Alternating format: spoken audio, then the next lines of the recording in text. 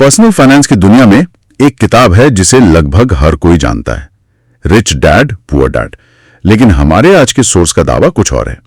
वो कहते हैं कि इस किताब का असली राज इसके पहले 10 पन्नों में ही छिपा है, जिसे ज्यादातर लोग शायद बस सरसरी तौर पर पढ़कर आगे बढ़ जाते हैं। आज हम उसी राज की तह तक जाएंगे। बिल्कुल। सोर्स का तर्क ही यही है कि अगर आप सिर्फ पहले अध्याय को समझ लें तो आप पूरी किताब की आत्मा को समझ जाते हैं। बाकी सब तो मतलब बस उस एक विचार का विस्तार है, और वो विचार 2 किरदारों, 2 पिताओं की कहानी में छिपा है। हाँ, और ये कोई साधारण कहानी नहीं है। नहीं, ये असल में 2 अलग-अलग दुनियाओं, 2 अलग-अलग दर्शनों का टकराव है। चलिए इसे खोलते हैं।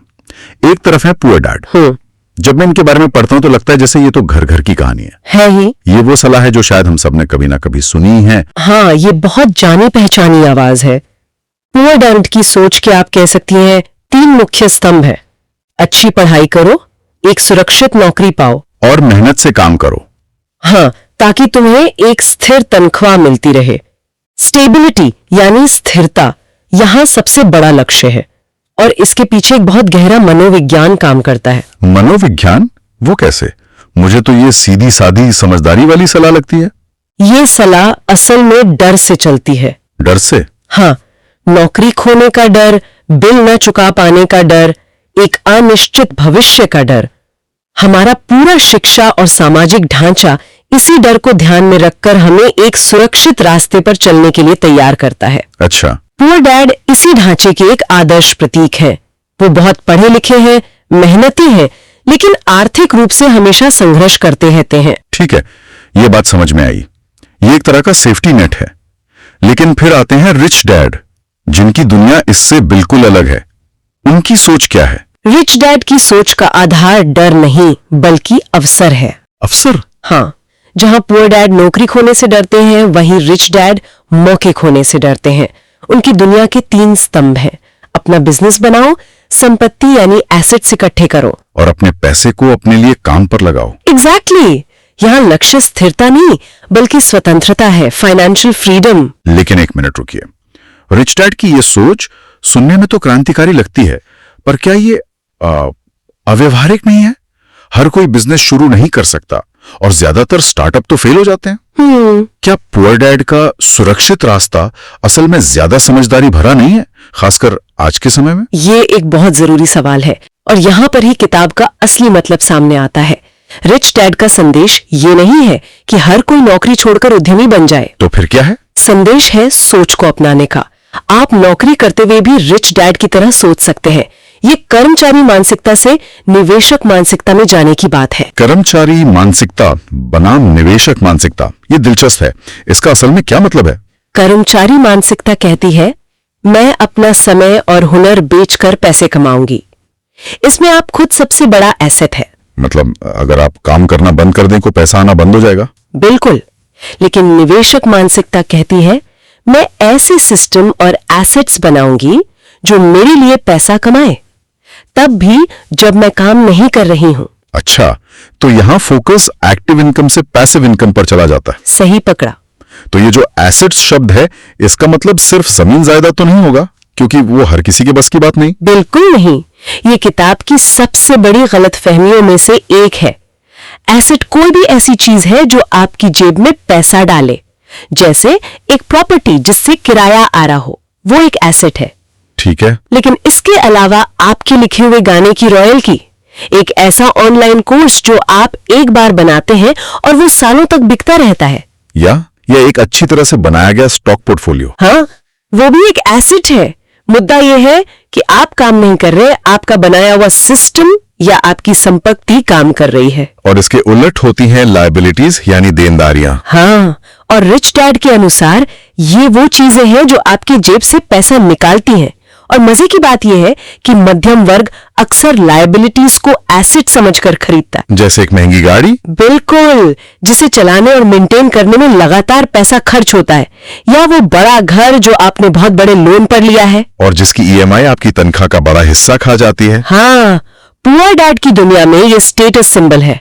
रिच डैड की दुनिया में ये एक बोझ है जो आपको आर्थिक रूप से आजाद होने से रोकता है। जब मैंने ये पढ़ा कि एक पिता कहता है मैं इसे अफोर्ड नहीं कर सकता और दूसरा पूछता है मैं इसे कैसे अफोर्ड कर सकता हूं, तो सच कहूं मेरे दिमाग में बत्ती जल गई। ये तो सिर्फ पैसों की बात नहीं, ये तो जीवन की किसी भी समस्या को देखने का नजरिया है। सही बात है। एक दरवाजा बंद कर देता है और दूसरा दिमाग को समाधान खोजने के लिए मजबूर करता है। बिल्कुल सही पकड़ा आपने। यही मानसिकता का फर्क है। आई कांट अफोर्ड इट एक बयान है, एक फुल स्टॉप, लेकिन how can I afford it एक सवाल है, एक शुरुआत है। यह आपके दिमाग को रचनात्मक बनने, नए रास्ते खोजने के लिए उकसाता है। हो सकता है आपको कोई साइड बिजनेस शुरू करना पड़े, या कहीं निवेश करना पड़े, या आपको कर्मचारी मानसिकता से बाहर निकालकर समस्या समाधान मानसिकता में डालता है। और ये तीसरा बिंदु पैसे से काम करवाना, ये सुनने में थोड़ा जादुई सा लगता है। इसका क्या मतलब है? इसे एक एनालॉजी से समझते हैं। मान लीजिए आपके पास 100 रुपए हैं। पुअर डैड की सोच ये है कि इन 100 रुपयों से कुछ खरीदा जाए, अपनी कोई जरूरत या इच्छा पूरी की जाए। पैसा आया और गया, खत्म। रिच डैड की सोच यह है कि ये 100 रुपए आपकी कर्मचारी हैं, आप इन्हें काम पर भेज सकते हैं। आपने इन्हें किसी ऐसे स्टॉक या बिजनेस में लगाया जहां से ये 110 रुपए बनकर वापस आए। तो अब आपके पास 110 कर्मचारी हैं। एग्जैक्टली। धीरे धीरे आपकी एक ऐसी फौज तैयार हो जाती है जो आपके लिए दिन रात काम करते हैं, तब भी जब आप सो रहे हो। यही फाइनेंशियल फ्रीडम का असली मतलब है। ये जो पहले एक बात हुई थी कि एक रास्ता किसी कंपनी की सीढ़ी पर चढ़ने जैसा है और दूसरा अपनी सीढ़ी बनाने जैसा। हाँ, लेकिन इसमें एक फर्क है। किसी कंपनी की सीढ़ी मजबूत लोहे की बनी हो सकती है जिस पर चढ़ना सुरक्षित लगता है, जबकि अपनी सीढ़ी आपको खुद बांस और रस्सी से बनानी पड़ती है जिसके टूटने का खतरा हमेशा बना रहता है। इस जोखिम के बारे में क्या कहा गया है? बहुत अच्छा पॉइंट है। और यहाँ पर वित्तीय साक्षरता यानी फाइनेंशियल लिटरेसी का कॉन्सेप्ट आता है। रिच डैड का रास्ता जोखिम भरा है, लेकिन ये अंधा जोखिम नहीं है। ये सोचा समझा रिस्क है। हाँ बिल्कुल। पुअर डैड कहते हैं कि जोखिम से बचो, रिच डैड कहते हैं कि जोखिम को मैनेज करना सीखो। और उसे मैनेज करने का सबसे बड़ा हथियार है ज्ञान। आपको पता होना चाहिए कि निवेश कैसे काम करता है, टैक्स सिस्टम कैसे काम करता है, कर्ज अच्छा कब होता है और बुरा कब। सही बात है। पुअर डैड की दुनिया में स्कूल की पढ़ाई जरूरी है, रिच डैड की दुनिया में वित्तीय पढ़ाई। तो इसका मतलब है कि हमारा एजुकेशन सिस्टम हमें असल में पुअर डैड बनने के लिए ही तैयार कर रहा है, क्योंकि स्कूलों में हमें पाइथागोरस थ्योरम तो पढ़ाते हैं, लेकिन कंपाउंडिंग या एसेट एलोकेशन के बारे में कोई कुछ नहीं बताता। काफी हद तक हाँ। हमारा मौजूदा एजुकेशन सिस्टम औद्योगिक युग की जरूरत के हिसाब से बना था। उसका मकसद था अच्छे कर्मचारी तैयार करना जो निर्देशों का पालन कर सके और एक सिस्टम में फिट हो सके। तो ये आपको एक अच्छी नौकरी पाने में मदद कर सकता है, लेकिन ये आपको अमीर बनना नहीं सिखाता। किताब का तर्क यही है कि अमीर लोग पैसे का खेल अलग नियमों से खेलते हैं और वो नियम स्कूलों में नहीं सिखाए जाते। तो अगर ये पहला अध्याय नींव है, तो क्या सोर्स ये बताता है कि किताब के बाकी हिस्से इस नींव पर कौन सी इमारत खड़ी करते हैं? क्या वो एसेट्स बनाने के तरीके सिखाते हैं? हाँ, एक बार जब लेखक पहले अध्याय में इस वैचारिक टकराव को स्थापित कर देता है, तो बाकी के अध्याय उन नियमों और तरीकों को समझाने में लग जाते हैं। वो बताते हैं कि अपनी इनकम स्टेटमेंट और बैलेंस शीट को कैसे समझें, एसेट्स और लायबिलिटीज की पहचान कैसे करें, टैक्स के नियमों का फायदा कैसे उठाएं, और सबसे जरूरी अपनी वित्तीय बुद्धि मतलब फाइनेंशियल IQ को कैसे बढ़ाएं। लेकिन वो सब कुछ इसी मूल विचार पे टिका है, आप पैसे के लिए काम कर रहे हैं या पैसा आपके लिए काम कर रहा है। तो कुल मिलाकर ये सिर्फ दो अलग अलग सलाहों का मामला नहीं है, ये जीवन को देखने के दो अलग अलग फ्रेमवर्क हैं। बिल्कुल। एक फ्रेमवर्क सुरक्षा और पूर्वानुमान पर आधारित है और दूसरा स्वतंत्रता और विकास पर, भले ही उसमें अनिश्चितता हो। एकदम। और ये कोई नैतिक फैसला नहीं है। किताब ये नहीं कहती कि पुअर डैड एक बुरे इंसान है। असल में वो एक बहुत अच्छे और मेहनती इंसान है। सवाल नैतिकता का नहीं बल्कि परिणाम का है। अच्छा। एक रास्ता आपको जीवन भर पैसे के लिए काम करने पर मजबूर करता है, जबकि दूसरा आपको उस जाल से निकलने का एक संभावित नक्शा देता है। तो संक्षेप में रिच डैड पुअर डैड पर आधारित ये विश्लेषण हमें बताता है कि किताब का पूरा सार पहले अध्याय के इस बुनियादी टकराव में छिपा है। एक तरफ है पुअर डैड जो जॉब सिक्योरिटी पर ध्यान देते हैं और दूसरी तरफ है रिच डैड जो संपत्ति बनाने पर। इसका सबसे बड़ा सबक यह है कि आपकी वित्तीय सफलता आपकी डिग्री या आपकी मेहनत से कम और आपकी मानसिकता से ज्यादा तय होती है। यहाँ ये सवाल नहीं है कि कौन सा पिता बेहतर है, बल्कि ये है कि लेखक के अनुसार कौन सी सोच वित्तीय स्वतंत्रता की ओर ले जाती है। सही बात है। ये हमें सिखाता है कि हम जो भी वित्तीय सलाह सुनते हैं वो कभी तटस्थ नहीं होती। हर सलाह के पीछे दुनिया को देखने का एक नजरिया छिपा होता है, और हमें ये पहचानने की जरूरत है कि हम अनजाने में किस नजरिए का पालन कर रहे हैं। और ये हमारे लिए सोचने के लिए एक बहुत गहरा विचार छोड़ जाता है। अगर हम इसे सिर्फ पर्सनल फाइनेंस से आगे ले जाएं और जीवन के दूसरे क्षेत्रों में देखें, जैसे हमारा करियर, हमारे रिश्ते या हमारे निजी प्रोजेक्ट्स, हम कितनी बार इन दो मानसिकता का सामना करते हैं। एक रास्ता स्थिरता का है जो जाना पहचाना और सुरक्षित लगता है, और दूसरा रास्ता कुछ नया बनाने का है जिसमें अनिश्चितता है, जोखिम है, लेकिन विकास और सच्ची आजादी की संभावना भी है। हम अपनी जिंदगी में जाने अनजाने किस डैड की सलाह मान रहे हैं? हम सबको यही लगता है कि फाइनेंशियल सक्सेस का रास्ता बस एक बेहतर नौकरी या ज्यादा सैलरी से ही होकर गुजरता है। बिल्कुल। लेकिन आज हम जिन सोर्सेस पर बात करने वाले हैं वे इस पूरी सोच को जड़ से चुनौती देते हैं। वो एक बहुत ही सरल लेकिन चौंकाने वाला विचार सामने रखते हैं। अमीर लोग पैसे के लिए काम नहीं करते। अब ये सुनने में तो बिल्कुल उल्टा लगता है। हाँ, पहली बार में तो लगता है। तो आज हमारा मिशन इसी उलझन को सुलझाना है। हम ये समझने की कोशिश करेंगे कि इस एक विचार के पीछे की मानसिकता क्या है और कैसे ये उस पहिए में फंसे होने वाली भावना से बाहर निकलने का रास्ता दिखा सकती है। आपने जिस फंसे होने की भावना का जिक्र किया ना, वो बहुत आम है और इस चर्चा का बिल्कुल सही शुरुआती पॉइंट है। अच्छा। ये विचार कि अमीर लोग पैसे के लिए काम नहीं करते, ये कोई रहस्यमय मंत्र नहीं है। ये एक पूरी फाइनेंशियल स्ट्रेटेजी की नींव है। एक माइंडसेट का बदलाव जो ये तय करता है कि कोई व्यक्ति जीवन भर पैसे का गुलाम बना रहेगा या पैसे को अपना गुलाम बनाएगा। वाह। तो इस मानसिकता को समझने के लिए हम इसे 3 हिस्सों में तोड़कर देखेंगे। ठीक है। पहला, एक स्थिर वेतन की दौड़ और एक नए अवसर की तलाश में क्या फर्क है। दूसरा, पैसे को मंजिल न मानकर उसे एक औजार की तरह कैसे इस्तेमाल किया जाए। और तीसरा, जो शायद इन सब का इंजन है, डर और लालच, हमारी अपनी भावनाएं जो अनजाने में हमारे सारे फाइनेंशियल फैसले चलाती हैं। ठीक है, तो इसे परत दर परत खोलते हैं। पहले पॉइंट पर आते हैं, वेतन की दौड़ बनाम अवसर की तलाश। मेरे उस दोस्त की समस्या यही थी। उसे लगता है कि उसकी महीने की तनख्वाह ही उसकी सेफ्टी है, लेकिन वही उसकी बेबसी का कारण भी है। सही बात। तो जब रिसोर्स ये कहते हैं कि वेतन के पीछे मत भागो, अवसर ढूंढो, तो इसका असल जिंदगी में क्या मतलब है? क्या सैलरी जरूरी नहीं है? आखिर बिल तो उसी से भरे जाते हैं ना? ये एक बहुत ही जरूरी सवाल है, क्योंकि यहीं पर ज्यादातर लोग गलती करते हैं। इसका मतलब ये बिल्कुल नहीं है कि वेतन बेकार है या नौकरी छोड़ देनी चाहिए। शुरुआती दौर में तो सैलरी हमारे जीवन का आधार होती है, लेकिन फर्क माइंडसेट का है। कैसा माइंडसेट? जब कोई सिर्फ वेतन के लिए काम करता है तो वो असल में अपना सबसे कीमती रिसोर्स बेच रहा होता है, अपना समय। हाँ, ये एक सीधा सौदा है। 8 घंटे की मेहनत के बदले एक फिक्स्ड रकम। इसे कहते हैं एक्टिव इनकम। मतलब अगर काम करना बंद तो पैसा आना भी बंद। तो ये तो एक तरह का जाल हुआ है ना? बिल्कुल। क्योंकि एक दिन में सबके पास 24 घंटे ही होते हैं। कोई एक लिमिट से ज्यादा समय बेच ही नहीं सकता। आपने सही नस पकड़ी है। ये एक लिमिटेड मॉडल है। अब इसकी तुलना कीजिए अवसर की मानसिकता से। ओके। अवसर का मतलब है ऐसी चीजें बनाने या हासिल करने पर ध्यान देना जो आपके लिए पैसा कमाए, तब भी जब आप सो रहे हो। अच्छा। इन्हें हम संपत्ति या एसेट कहते हैं। और एसेट का मतलब सिर्फ करोड़ों की रियल एस्टेट नहीं होता, जैसा कि ज्यादातर लोग सोचते हैं। हाँ, यहीं पर बात उलझ जाती है।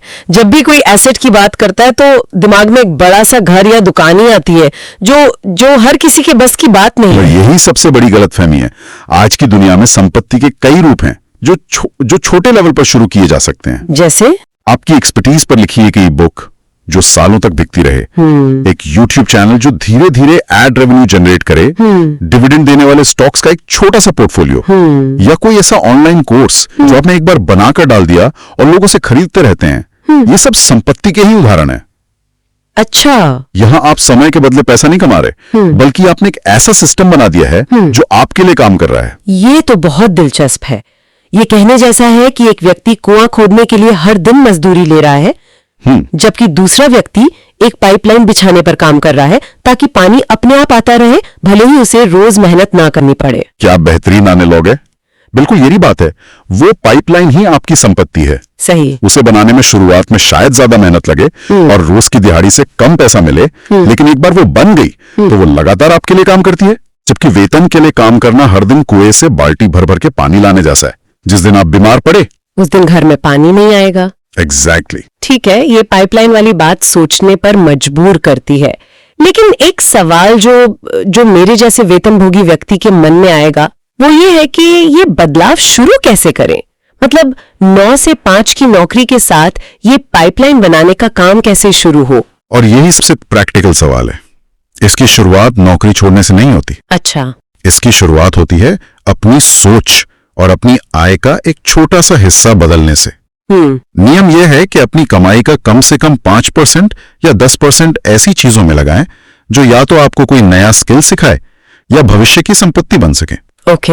हो सकता है आप उस पैसे से स्टॉक मार्केट में इन्वेस्ट करना सीखें, या किसी साइड हसल के लिए जरूरी उपकरण खरीदें, या कोई ऑनलाइन कोर्स करें जो आपको डिजिटल मार्केटिंग सिखाए। मतलब शुरुआत छोटी होती है। शुरुआत छोटी होती है, लेकिन दिशा बदल जाती है। आप सिर्फ खर्च करने वाले और बचाने वाले से निवेश करने वाले बनने लगते हैं। समझ गई। तो दिशा बदलना ज्यादा जरूरी है रफ्तार से भी। लेकिन ये पाइपलाइन बनाने के लिए या ये छोटी छोटी संपत्तियां खरीदने के लिए किसी औजार की जरूरत तो होगी। बिल्कुल। शायद यहीं पर आपका दूसरा विचार काम आता है कि पैसा खुद लक्ष्य नहीं बल्कि एक औजार है। ये सुनने में बड़ा फिलोसॉफिकल लगता है। इसका ठोस मतलब क्या है? इसका मतलब बहुत ठोस और व्यवहारिक है। सोचिए, जब पैसा किसी का अंतिम लक्ष्य होता है तो उसका व्यवहार कैसा होता है? वो उसे इकट्ठा करता है। हाँ, वो उसे इकट्ठा करते हैं, बैंक में रखते हैं और उसे खोने के डर से जीते हैं। पैसा एक खजाने की तरह हो जाता है जिसे आप तिजोरी में बंद रखना चाहते हैं। इस मानसिकता में कोई पैसे को कहीं लगाने से डरता है, क्योंकि हर निवेश में रिस्क लगता है। हाँ, मैंने ऐसे लोग देखे हैं जिनके बैंक में अच्छी खासी रकम है, लेकिन वो हमेशा एक इनसिक्योरिटी में जीते हैं। वो उस पैसे को हाथ लगाने से भी डरते हैं। सही कहा। अब सोचिए, अगर पैसा एक औजार है, जैसे किसी कारीगर के लिए हथौड़ा। ठीक है। क्या कारीगर अपने हथौड़े को तिजोरी में बंद रखता है? नहीं, वो उसका इस्तेमाल कीलें ठोकने और कुछ नया बनाने के लिए करता है। जब पैसा एक औजार बन जाता है तो आप उसे इकट्ठा नहीं करते, आप उसे काम पर लगाते हैं। आप उस पैसे का इस्तेमाल और संपत्ति खरीदने के लिए करते हैं, वो पाइपलाइन बनाने के लिए। एक मिनट, तो अगर मैं इसे ठीक से समझ रही हूं तो जिस शानदार कार को मैं अपनी सबसे बड़ी संपत्ति मानती हूं वो असल में इस परिभाषा के हिसाब से संपत्ति है ही नहीं। आपने बिल्कुल सही मुद्दा उठाया है। ज्यादातर लोग संपत्ति यानी एसेट और देनदारी यानी लियाबिलिटी के बीच का फर्क नहीं समझते। आसान भाषा में संपत्ति वो चीज है जो आपकी जेब में पैसा डालती है। ओके। और देनदारी वो चीज है जो आपकी जेब से पैसा निकालती है। अच्छा। आपका किराए पर दिया हुआ घर एक संपत्ति है, क्योंकि वो हर महीने आपको किराया देता है। लेकिन आपकी खुद की कार, जिस पर आप पेट्रोल, बीमा और मेंटेनेंस पर खर्च करते हैं, वो एक देनदारी है। अरे, ये तो नजरिए को पूरी तरह बदल देता है। तो इसका मतलब है कि जब लोगों को प्रमोशन या बोनस मिलता है तो वे अक्सर उस पैसे से और बड़ी देनदारियां खरीद लेते हैं, एक बड़ा घर, एक महंगी कार, और सोचते हैं कि वे अमीर हो रहे हैं। और इसी चक्र को चूहे की दौड़ या रैट रेस कहते हैं। आय बढ़ती है, लेकिन खर्चे उससे भी ज्यादा तेजी से बढ़ जाते हैं, क्योंकि पैसा एसेट खरीदने के बजाय लायबिलिटीज पर खर्च हो रहा है। बाप रे। कल्पना कीजिए, 2 दोस्तों की, अमन और विवान, दोनों ने एक ही कंपनी में नौकरी शुरू की। अमन ने हर प्रमोशन के साथ अपनी कार और घर अपग्रेड किया। वो अमीर दिखता था। विवान ने अपनी बढ़ी हुई आय का 70% एक छोटे से साइड बिजनेस में, कुछ अच्छे स्टॉक्स में और नए स्किल्स सीखने में लगाया। और 10 साल बाद 10 साल बाद अमन आज भी अगले प्रमोशन का इंतजार कर रहा है ताकि वो अपनी EMI चुका सके, जबकि विवान का बनाया हुआ सिस्टम उसे उसकी नौकरी की सैलरी से ज्यादा कमा कर दे रहा है। वाह। विवान ने पैसे को एक औजार की तरह इस्तेमाल किया, जबकि अमन ने उसे दिखावे पर खर्च कर दिया। ये कहानी तो आंखें खोलने वाली है। ये हमें पैसे के साथ हमारे रिश्ते को पूरी तरह से बदलने के लिए कहती है। मतलब डर और जमाखोरी के रिश्ते से एक एक्टिव और क्रिएटिव रिश्ते की ओर। बिल्कुल। और यहीं से शायद हमारा तीसरा और सबसे गहरा पॉइंट निकल कर आता है। स्रोत कहते हैं कि डर और लालच को नियंत्रित करना ही वित्तीय विकास की कुंजी है। ईमानदारी से कहूं तो ये बात थोड़ी किताबी लगती है।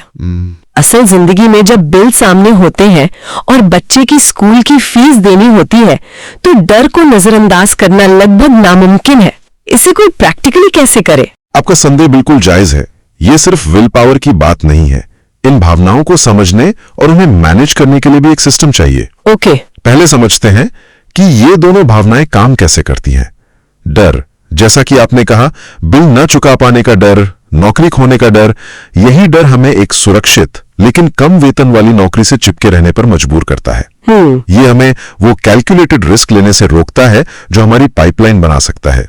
हम बाल्टी ढोने में ही सुरक्षित महसूस करते हैं। और लालच, वो कहां से आता है? लालच तब काम में आता है जब थोड़ा एक्स्ट्रा पैसा हाथ में लगता है। समाज, विज्ञापन, हमारे आसपास के लोग हमें तुरंत अपनी लाइफस्टाइल को बेहतर बनाने के लिए उकसाते हैं। तुम इसके हकदार हो। ये एक बहुत पावरफुल भावना है। सही बात है। तो जैसे ही बोनस आता है, हम उस पैसे को एक एसेट में इन्वेस्ट करने के बजाय उसे एक महंगी घड़ी या छुट्टी पर खर्च कर देते हैं, जो एक देनदारी है। तो डर आपको नए अवसर तलाशने से रोकता है और लालच जो पैसा आपके पास आता है उसे बर्बाद कर देता है। ये तो एक दुष्चक्र है। और ये सिर्फ कम कमाने वालों के साथ नहीं होता। मैंने तो ऐसे कई लोगों को देखा है जो लाखों कमाते हैं पर हमेशा तनाव में रहते हैं। हाँ, क्योंकि उनकी जीवन शैली उनकी आय से भी ज्यादा तेजी से बढ़ जाती है। तो प्रैक्टिकल समाधान क्या है? इन भावनाओं को कंट्रोल कैसे करें? इसका सबसे बड़ा प्रैक्टिकल समाधान है फाइनेंशियल लिटरेसी, वित्तीय साक्षरता। जी। जब कोई अपनी भावनाओं के बजाय नंबरों और एक प्लान के आधार पर निर्णय लेना शुरू करता है तो डर और लालच का प्रभाव कम हो जाता है। कैसे? डर को नियंत्रित करने का तरीका है ज्ञान। जब कोई निवेश के बारे में सीखता है, अपना बजट बनाता है और जानता है कि उसका पैसा कहां जा रहा है, तो अनिश्चितता का डर कम हो जाता है। और लालच? मतलब फाइनेंशियल लिटरेसी एक तरह से एक इमोशनल कवच का काम करती है। बिल्कुल। ये आपको आवेग में फैसले लेने से बचाती है। एग्जैक्टली। ये आपको अपनी भावनाओं को स्वीकार करने और फिर भी एक तर्कसंगत निर्णय लेने की शक्ति देती है। आप डर को महसूस करते हैं लेकिन फिर भी अपनी योजना के अनुसार एक छोटा सा निवेश करते हैं। आप लालच महसूस करते हैं लेकिन फिर भी उस बोनस को अपनी पाइपलाइन बनाने में लगाते हैं, न कि एक नई देनदारी खरीदने में। ये अभ्यास का खेल है, रातों रात नहीं होता। यह तो जबरदस्त है। तो आज की ये चर्चा सिर्फ पैसे के बारे में नहीं बल्कि हमारे मनोविज्ञान और हमारी आदतों के बारे में ज्यादा है। बात तो वहीं आके रुकती है। ठीक है, तो इस पूरी गहरी बातचीत का सार निकालते हैं ताकि मेरे उस दोस्त और हमारी तरह सोचने वाले हर व्यक्ति को एक स्पष्ट रास्ता दिखे। हमने एक बहुत ही क्रांतिकारी विचार से शुरुआत की थी। अमीर लोग पैसे के लिए काम नहीं करते जी, और हमने देखा कि ये कोई जादू नहीं बल्कि एक माइंडसेट है। बिल्कुल। और इस मानसिकता के 3 स्तंभ हैं। पहला, हमें अपनी ऊर्जा को सिर्फ वेतन बढ़ाने पर नहीं बल्कि अवसर पैदा करने और संपत्ति बनाने पर फोकस करना होगा, वो छोटी छोटी पाइपलाइनें जो हमारे लिए काम करें। दूसरा, हमें पैसे को इकट्ठा करने वाली चीज के रूप में नहीं बल्कि एक शक्तिशाली औजार के रूप में देखना होगा। एक ऐसा औजार जिसका इस्तेमाल और संपत्ति खरीदने के लिए किया जाना चाहिए, ना कि देनदारियां खरीदने के लिए। सही। और तीसरा और सबसे महत्वपूर्ण, हमें अपने 2 सबसे बड़े भीतरी दुश्मनों डर और लालच को पहचानना और उन्हें नियंत्रित करना सीखना होगा, जिसके लिए वित्तीय ज्ञान सबसे बड़ा हथियार है। आज हम पैसे से जुड़ी एक ऐसी धारणा को तोड़ने वाले हैं जो हम में से ज्यादातर लोगों के दिमाग में मतलब बचपन से बिठा दी गई है। हाँ। वो ये कि अपना घर हमारी सबसे बड़ी संपत्ति है। बिल्कुल। आज हमारे पास मशहूर किताब रिच डैड पुअर डैड के 3रे अध्याय व्हाई टीच फाइनेंशियल लिटरेसी के कुछ अंश हैं और ये अंश इस धारणा पर एक बहुत बड़ा सवाल खड़ा करते हैं। बिल्कुल। आज की हमारी चर्चा सिर्फ शब्दों के मतलब जानने के बारे में नहीं है, ये उस एक फर्क को समझने के बारे में है जो अमीर और मिडिल क्लास की सोच के बीच आप कह सकते हैं एक दीवार खड़ी कर देता है। अच्छा। मिशन ये है कि हम उस छिपे हुए सच को उजागर करें जो हमारी खरीदारी की आदतों और हमारे फाइनेंशियल भविष्य को कंट्रोल करता है। ये पैसे को देखने का एक ऐसा नजरिया है जो एक बार समझ आ गया तो आप फिर कभी अपने बैंक स्टेटमेंट को उसी नजर से नहीं देख पाएंगे। तो चलिए सीधे मुद्दे पर आते हैं किताब का सार यह है कि पैसे की समझ का सबसे पहला और सबसे जरूरी नियम है संपत्ति और देनदारी के बीच का फर्क जानना। एसेट और लायबिलिटी। हाँ, अब जब मैं एसेट या संपत्ति शब्द सुनती हूँ तो मेरे दिमाग में तो आता है घर, कार, जमीन, शायद कुछ सोना। यही तो सुनते आए हैं हम। और अब बिल्कुल गलत नहीं है। मतलब अकाउंटिंग की किताबों में शायद इन्हें एसेट ही लिखा जाएगा, हाँ, लेकिन यहीं पर यह किताब एक जोरदार झटका देती है। वो इन सब पारंपरिक परिभाषाओं को उठाकर खिड़की से बाहर फेंक देती है। अच्छा, किताब के हिसाब से परिभाषा बहुत ही सरल है, इतनी सरल कि यकीन करना मुश्किल हो। संपत्ति यानी एसेट वो कोई भी चीज है जो आपकी जेब में पैसा डालती है, बस। और देनदारी यानी लायबिलिटी वो कोई भी चीज है जो आपकी जेब से पैसा निकालती है। एक मिनट, बस इतना ही? कोई कॉम्प्लिकेटेड फॉर्मूला नहीं, कोई बाजार की कीमत का चक्कर नहीं? कुछ नहीं। मतलब सवाल सिर्फ एक है, पैसा आ रहा है या जा रहा है ना? ये तो काफी क्रांतिकारी सोच है ना? और इसी सादगी में इसकी ताकत है। फर्क इस बात से नहीं पड़ता कि आप किसी चीज के मालिक हैं या नहीं, फर्क सिर्फ कैश फ्लो की दिशा से पड़ता है। Cash flow? हाँ, क्या पैसा आपकी तरफ बह रहा है या आपसे दूर। अमीर लोग इसी एक नियम पर अपना पूरा फाइनेंशियल साम्राज्य खड़ा करते हैं। वो लगातार ऐसी चीजें खरीदते हैं जो उनकी जेब में पैसा डालें। ठीक है, यहीं पर मुझे एक बात थोड़ी खटक रही है। हम हमेशा सुनते हैं, मतलब हमारे बड़े बुजुर्ग भी कहते हैं कि अपना घर सबसे बड़ा सपना और सबसे बड़ी संपत्ति होता है। हाँ, ये तो है। पूरी जिंदगी की कमाई लोग इसी में लगा देते हैं। क्या ये किताब ये कह रही है कि मेरे सिर पर जो छत है वो असल में एक बोझ है? ये तो बहुत से लोगों को हजम नहीं होगा। आपका सवाल बिल्कुल सही है और यहीं पर इस सोच की गहराई पता चलती है। किताब के नजरिए से सोचिए, जब आप अपने घर में रहती हैं तो हर महीने क्या होता है? ईएमआई जाती है, हाँ, टैक्स। आप बैंक को ईएमआई देती हैं, प्रॉपर्टी टैक्स भरती हैं, मेंटेनेंस पर खर्च करती हैं, बिजली पानी का बिल देती हैं। हाँ, पैसा लगातार आपकी जेब से बाहर जा रहा है। इसलिए कैश फ्लो के नजरिए से आपका प्यारा घर एक देनदारी है। लेकिन इसकी कीमत तो बढ़ रही है। मान लीजिए मैंने 50 लाख का घर खरीदा और 10 साल में वो 80 लाख का हो गया, वो 30 लाख का फायदा तो है? वो फायदा है, लेकिन वो कैपिटल गेन है। अच्छा, जो सिर्फ तब हकीकत बनता है जब आप उसे बेचती हैं। वो आपकी महीने की कमाई नहीं है। आप उस बढ़ी हुई कीमत से अपना राशन नहीं खरीद सकती। सही बात है। जबकि हर महीने आपकी जेब से ईएमआई और दूसरे खर्चे निकल रहे हैं। अब सोचिए, अगर आपने वही 50 लाख का घर खरीद कर किराए पर दे दिया होता। मान लीजिए आपकी ईएमआई, टैक्स और मेंटेनेंस का कुल खर्च महीने का 30,000 रुपए है और आपको किराया मिल रहा है 35,000 रुपए। अच्छा, अब वही घर हर महीने आपकी जेब में 5,000 रुपए डाल रहा है। अब वो एक संपत्ति बन गया है। करता है कि उसका इस्तेमाल कैसे हो रहा है। बिल्कुल। तो फिर वो नई चमचमाती गाड़ी जिसे हम स्टेटस सिंबल और अपनी प्रॉपर्टी मानते हैं, हाँ, वो तो पक्के तौर पर एक लायबिलिटी हुई। वो सिर्फ लायबिलिटी नहीं बल्कि एक पैसा खाने वाली मशीन है। पैसा खाने वाली मशीन? सोचिए, जिस पल आप उसे शोरूम से बाहर निकालती हैं उसकी कीमत कम होनी शुरू हो जाती है। हाँ, डिप्रिसिएशन। फिर हर महीने ईएमआई, इंश्योरेंस, पेट्रोल का खर्च और समय समय पर सर्विसिंग वो लगातार आपकी जेब खाली करती है। इसी को किताब अमीर दिखने और अमीर होने का फर्क बताती है। अच्छा, ये बहुत दिलचस्प है। मिडिल क्लास अमीर दिखने वाली चीजें खरीदता है, यानी देनदारियां, जबकि अमीर लोग चुपचाप कमाई देने वाली चीजें, मतलब संपत्तियां जमा करते रहते हैं। ये फंस जाना वाली बात मुझे अब समझ आ रही है। किताब में लिखा है आम लोग देनदारियां खरीदकर फंस जाते हैं। ये एक जाल की तरह लगता है। जैसे ही सैलरी बढ़ती है पहला ख्याल आता है कि चलो कार अपग्रेड कर लेते हैं या बड़े घर में शिफ्ट हो जाते हैं। ये तो एक तरह का सामाजिक दबाव भी है। आपने बिल्कुल सही शब्द पकड़ा, जाल। इसे ही किताब में चूहा दौड़ या रैट रेस कहा गया है। Rat race? देखिए ये चक्र कैसे काम करता है। आप नौकरी करती हैं, पैसा कमाती हैं। ठीक है। उस पैसे से आप एक बड़ी देनदारी खरीदती हैं, जैसे घर या कार। अब उस देनदारी की किश्तें और खर्चे चुकाने के लिए आपको और मेहनत करनी पड़ती है, अपनी नौकरी पर और ज्यादा निर्भर होना पड़ता है। हाँ, ये तो होता है। जब प्रमोशन मिलता है और सैलरी बढ़ती है तो आप सोचती हैं अब मैं और बड़ी देनदारी खरीद सकती हूँ, तो आप और बड़ा घर या और महंगी कार ले लेती हैं। आपकी आमदनी बढ़ती है लेकिन आपके खर्चे भी उसी रफ्तार से बढ़ जाते हैं।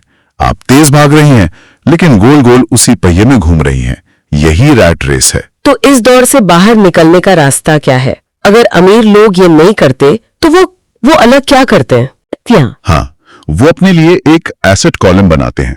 उनका लक्ष्य होता है कि इस कॉलम को इतना मजबूत बना लिया जाए कि उससे होने वाली आमदनी उनके महीने के सारे खर्चों को पूरा कर दे। अच्छा, सोचिए, आपके पास किराए पर दिए हुए कुछ घर हैं, कुछ स्टॉक्स हैं जिनसे डिविडेंड आता है, या एक छोटा सा बिजनेस है जो प्रॉफिट देता है। अगर इन सबसे मिलाकर आपको महीने के 50,000 रुपए आ रहे हैं और आपका महीने का खर्च भी 50,000 रुपए है, तो अब आप आर्थिक रूप से आजाद हैं। मतलब अब मुझे अपनी जरूरतों के लिए अपनी 9 से 5 की नौकरी पर निर्भर नहीं रहना पड़ेगा। एग्जैक्टली। काम करना एक विकल्प बन जाएगा, मजबूरी नहीं। यही फर्क है आपके पेशे यानी प्रोफेशन और आपके बिजनेस यानी बिजनेस में। अच्छा, इसमें क्या फर्क है? आपका पेशा वो है जो आप रोज करती हैं, जिससे सैलरी आती है, लेकिन आपका बिजनेस आपका एसेट कॉलम है। अमीर लोग अपने पेशे पर ध्यान देते हैं, लेकिन अपना असली बिजनेस यानी अपना एसेट कॉलम बनाने में लगे रहते हैं। जबकि मिडिल क्लास सिर्फ अपने पेशे पर ध्यान देता है और अपनी सैलरी से देनदारियां खरीदता है। ठीक है, ये सब सुनने में तो बहुत अच्छा लगता है, लेकिन एक आम इंसान जिसके पास लाखों रुपए नहीं है, वो ये एसेट कॉलम बनाना शुरू कैसे करे? ऐसा लगता है कि इसके लिए तो पहले से बहुत पैसा होना चाहिए। ये सबसे बड़ा मिथ है। ये पैसे का नहीं, सोच का खेल है। सोच का? हाँ, एसेट कॉलम बनाने का मतलब ये नहीं है कि आपको जाकर सीधे एक अपार्टमेंट खरीद लेना है। आप बहुत छोटे से शुरू कर सकते हैं। जैसे एक सिंगल डिविडेंड देने वाला स्टॉक खरीदना आपके एसेट कॉलम की शुरुआत है। म्यूचुअल फंड में 500 रुपए की SIP शुरू करना आपके एसेट कॉलम की शुरुआत है। ये तो किया जा सकता है। पहली संपत्ति आपका दिमाग है, जो पैसे कमाने के नए तरीके सोच सकता है। लेकिन इसमें भी तो लोग गलतियां करते होंगे। मैंने सुना है कई लोग रियल एस्टेट में निवेश करके फंस जाते हैं। बिल्कुल। वे सोचते हैं कि उन्होंने एक संपत्ति खरीदी है, लेकिन असल में वो एक बोझ बन जाती है। बहुत बढ़िया पॉइंट उठाया आपने। ऐसा तब होता है जब लोग इस सरल परिभाषा को भूल जाते हैं। कौन सी परिभाषा? पैसा अंदर या बाहर? हाँ, वही। मान लीजिए किसी ने एक फ्लैट खरीदा, ये सोचकर कि किराए पर देंगे, लेकिन उन्होंने सारे खर्चों का हिसाब नहीं लगाया। EMI, property tax, society maintenance. और ये भी कि वो खाली भी रह सकता है कुछ महीने। बिल्कुल। और ये भी कि फ्लैट साल में 1-2 महीने खाली भी रह सकता है, या किराएदार को खोजने में ब्रोकर को कमीशन देना पड़ेगा। जब इन सब खर्चों को जोड़ा तो पता चला कि किराया उन खर्चों से कम है। ओहो। तो वो फ्लैट जिसे वो अपनी संपत्ति समझ रहे थे, असल में हर महीने उनकी जेब से पैसा निकाल रहा है। यानी वो एक देनदारी है। हाँ, इसीलिए कोई भी निवेश करने से पहले उसका कैश फ्लो समझना सबसे जरूरी है। तो आज की चर्चा का सार ये है कि हमें पैसे को लेकर अपनी पूरी सोच को बदलना होगा। हर बार कुछ खरीदने से पहले खुद से ये पूछना होगा, क्या ये चीज मुझे खिलाएगी या मुझे इसे खिलाना पड़ेगा? हाँ, क्या बात है। अमीर लोग लगातार ऐसी चीजें जमा करते हैं जो उन्हें खिलाती हैं, जबकि बाकी लोग अनजाने में ऐसे पालतू जानवर पाल लेते हैं जिन्हें उन्हें अपनी पूरी जिंदगी खिलाना पड़ता है। और इसी सोच के साथ हम आज की बातचीत समाप्त करते हैं। स्रोत के इस ज्ञान पर विचार करते हुए एक सवाल सोचने लायक है। क्या सवाल? अगर हम अपनी जिंदगी के हर एक बड़े फाइनेंशियल फैसले को, चाहे वो नौकरी बदलना हो, कोई बड़ी खरीदारी हो या कहीं निवेश करना हो, सिर्फ इस एक फिल्टर से देखें कि क्या ये फैसला मुझे चूहा दौड़ में और तेजी से दौड़ाएगा या मुझे उस दौड़ से बाहर निकलने वाले दरवाजे के एक कदम करीब लाएगा, तो हमारे कितने फैसले बदल जाएंगे। हमारे पास रॉबर्ट कियोसाकी की जो मशहूर किताब है रिच डैड पुअर डैड, उसके चौथे चैप्टर के कुछ हिस्से हैं। और उस चैप्टर का शीर्षक भी बड़ा मजेदार है, माइंड योर ओन बिजनेस। हाँ, अपने काम से काम रखो। ये सुनने में पहली बार तो थोड़ा अजीब लग सकता है, जैसे कोई कह रहा हो कि भाई मेरे मामले में दखल मत दो। बिल्कुल, लेकिन यहाँ इसका मतलब बिल्कुल अलग है और बहुत बहुत गहरा है। हाँ, और यही आज की हमारी बातचीत का मकसद है। इस एक लाइन के पीछे जो एक शक्तिशाली आइडिया छिपा है, उसे खोलकर समझना। सोर्स कहता है कि अगर आपको आर्थिक रूप से आजाद होना है तो आपको अपनी नौकरी के साथ साथ अपना खुद का बिजनेस बनाना चाहिए। और देखिए, यही से ज्यादातर लोगों के मन में वो पहला सवाल उठता है कि अपना बिजनेस। ये नाम सुनते ही दिमाग में आता है कि अच्छा, तो मतलब नौकरी छोड़कर कोई स्टार्टअप शुरू करना होगा या कोई दुकान खोलनी पड़ेगी। हाँ, मतलब बहुत झंझट का काम है, बहुत ज्यादा। ये सुनने में ही थका देता है। तो चलिए इसी उलझन को सुलझाते हैं। जब सोर्स ये कहता है कि अपना बिजनेस बनाओ, तो क्या उसका मतलब सच में यही है कि हम सब नौकरी छोड़कर उद्यमी बन जाएं? नहीं, बिल्कुल नहीं। और यही इस चैप्टर की सबसे खूबसूरत बात है। अच्छा, यहाँ बिजनेस का मतलब कोई नई कंपनी खोलना नहीं है। इसका मतलब है अपनी सोच को बदलना। ये एक, क्या कहते हैं, मानसिकता का खेल है। मानसिकता का खेल। हाँ, सोर्स कहता है कि आप जो नौकरी कर रहे हैं वो आपका बिजनेस नहीं है, वो तो आपके बॉस का बिजनेस है या उस कंपनी के मालिकों का बिजनेस है। अच्छा, तो ये एक बाहरी काम से ज्यादा एक अंदरूनी बदलाव की बात है। मैं किसी और की कंपनी के लिए काम कर रहा हूँ जो उनका बिजनेस है, पर सवाल ये है कि मेरा बिजनेस क्या है। एग्जैक्टली। मैंने इस तरह से तो कभी सोचा ही नहीं था। बिल्कुल, सोर्स यही सवाल हमारे सामने रखता है। हम अपनी जिंदगी, अपनी ऊर्जा, अपना सबसे कीमती समय, दिन के 8-10 घंटे किसी और के बिजनेस को बड़ा करने में लगा रहे हैं। अब देखिए, इसमें कुछ भी गलत नहीं है, ये हमें सैलरी देता है, हमारे बिल भरता है, सब ठीक है। राइट। लेकिन सोर्स कहता है कि इसके साथ साथ आपको अपने बिजनेस पर भी ध्यान देना होगा, और आपका बिजनेस है आपका एसेट कॉलम। एसेट कॉलम यानी आपकी संपत्ति वाला खाना। एसेट कॉलम, ये शब्द बहुत जरूरी लग रहा है। चलिए इस पर थोड़ा रुकते हैं। जरूर। जब हम एसेट या संपत्ति शब्द सुनते हैं तो ज्यादातर लोगों के दिमाग में क्या आता है? अपना घर, अपनी गाड़ी या बैंक में पड़ा हुआ पैसा। हाँ, यही सब। पर मुझे लगता है कि सोर्स की परिभाषा कुछ अलग है। बहुत अलग और बहुत ही सरल। सोर्स के मुताबिक एसेट यानी कोई भी ऐसी चीज जो आपकी जेब में पैसा डाले। बस इतनी सी परिभाषा है। और लायबिलिटी यानी देनदारी वो चीज है जो आपकी जेब से पैसा निकाले और जिसकी मैं हर महीने ईएमआई भरता हूँ, मेंटेनेंस देता हूँ। वो तो मेरी जेब में पैसा डाल नहीं रहा बल्कि निकाल रहा है। बिल्कुल। तो क्या इसका मतलब ये हुआ कि मेरा घर मेरा एसेट नहीं बल्कि एक लायबिलिटी है? ये तो बड़ी गड़बड़ वाली बात है। एकदम। और इसी एक फर्क को समझना ही फाइनेंशियल लिटरेसी की, आप कह सकती हैं कि पहली सीढ़ी है। पारंपरिक सोच के हिसाब से आपका घर आपकी सबसे बड़ी संपत्ति है, लेकिन सोर्स के नजरिए से जब तक वो घर आपको किराए के रूप में कोई इनकम नहीं दे रहा, तब तक वो एक देनदारी है। और गाड़ी? एक महंगी गाड़ी जिसकी वैल्यू हर दिन कम हो रही है और जो पेट्रोल और इंश्योरेंस पर पैसा खर्च करवा रही है, वो क्या हुई? एक देनदारी। बिल्कुल। संपत्ति वो है जो आपके लिए काम करे, तब भी जब आप सो रहे हो। वाह, ये परिभाषा तो सब कुछ, मतलब पूरा नजरिया ही बदल देती है। इसका मतलब सिर्फ पैसा बचाना ही काफी नहीं है, बल्कि उस पैसे को ऐसी चीजों में लगाना है जो खुद और पैसा कमा कर लाएं। सही पकड़ा। लेकिन अगर ये इतना ही आसान है कि बस एसेट खरीदो, लायबिलिटी नहीं, तो हर कोई ऐसा क्यों नहीं करता? हम क्यों सैलरी बढ़ते ही एक बड़ी गाड़ी या नया फोन खरीदने की सोचते हैं, ना कि कोई छोटा सा एसेट? ये बहुत बहुत अच्छा सवाल है, क्योंकि ये सीधे मानसिकता की बात पर आता है। अच्छा। इसके पीछे कई मनोवैज्ञानिक कारण हैं। पहला है तुरंत मिलने वाली खुशी, इंस्टेंट ग्रेटिफिकेशन। मतलब? एक नया फोन आज खुशी देता है, अभी, जबकि एक स्टॉक या म्यूचुअल फंड में लगाया हुआ पैसा वो शायद सालों बाद असर दिखाएगा। और हम इंसानों को, आपको पता है, इंतजार करना पसंद नहीं है। सही बात है। और दूसरा कारण? दूसरा कारण है सामाजिक दबाव। हमें अमीर दिखना ज्यादा जरूरी लगता है अमीर होने से। एक बड़ी गाड़ी आपके अमीर होने का सबूत लगता है, भले ही आपने उसे लोन पर लिया हो और वो आपकी जेब से हर महीने पैसा निकाल रही हो। मतलब हम दूसरों को दिखाने के चक्कर में खुद को आर्थिक रूप से कमजोर कर लेते हैं। बिल्कुल। और तीसरा और सबसे बड़ा कारण है आर्थिक शिक्षा की कमी। फाइनेंशियल एजुकेशन है ही नहीं। ये तो सच है। हमें स्कूल में पैसे कमाना सिखाया जाता है, लेकिन पैसे को मैनेज करना या उसे अपने लिए काम पर लगाना, ये कोई नहीं सिखाता। इसलिए हम अपनी मेहनत की कमाई को देनदारियों पर खर्च करते रहते हैं और फिर सोचते हैं कि पैसा हमेशा कम क्यों पड़ जाता है।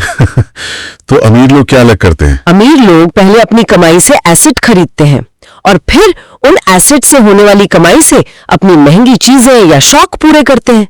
ये बस क्रम का फेर है। अच्छा, पहले एसेट फिर लायबिलिटी। और हम करते हैं पहले लायबिलिटी और एसेट के लिए कुछ बचता ही नहीं। एग्जैक्टली। ठीक है, तो अगर कोई इस मानसिक बाधा को पार कर ले और फैसला करे कि मुझे अब एसेट बनाने हैं, तो सोर्स किस तरह के एसेट्स के उदाहरण देता है? मतलब असल जिंदगी में ये चीजें दिखती कैसी हैं? सोर्स 4 मुख्य तरह के एसेट्स की बात करता है। पहला है रियल एस्टेट, यानी जमीन जायदाद। हाँ, लेकिन इसमें भी शायद वही शर्त होगी। हाँ बिल्कुल, वही शर्त कि वो जेब में पैसा डाले।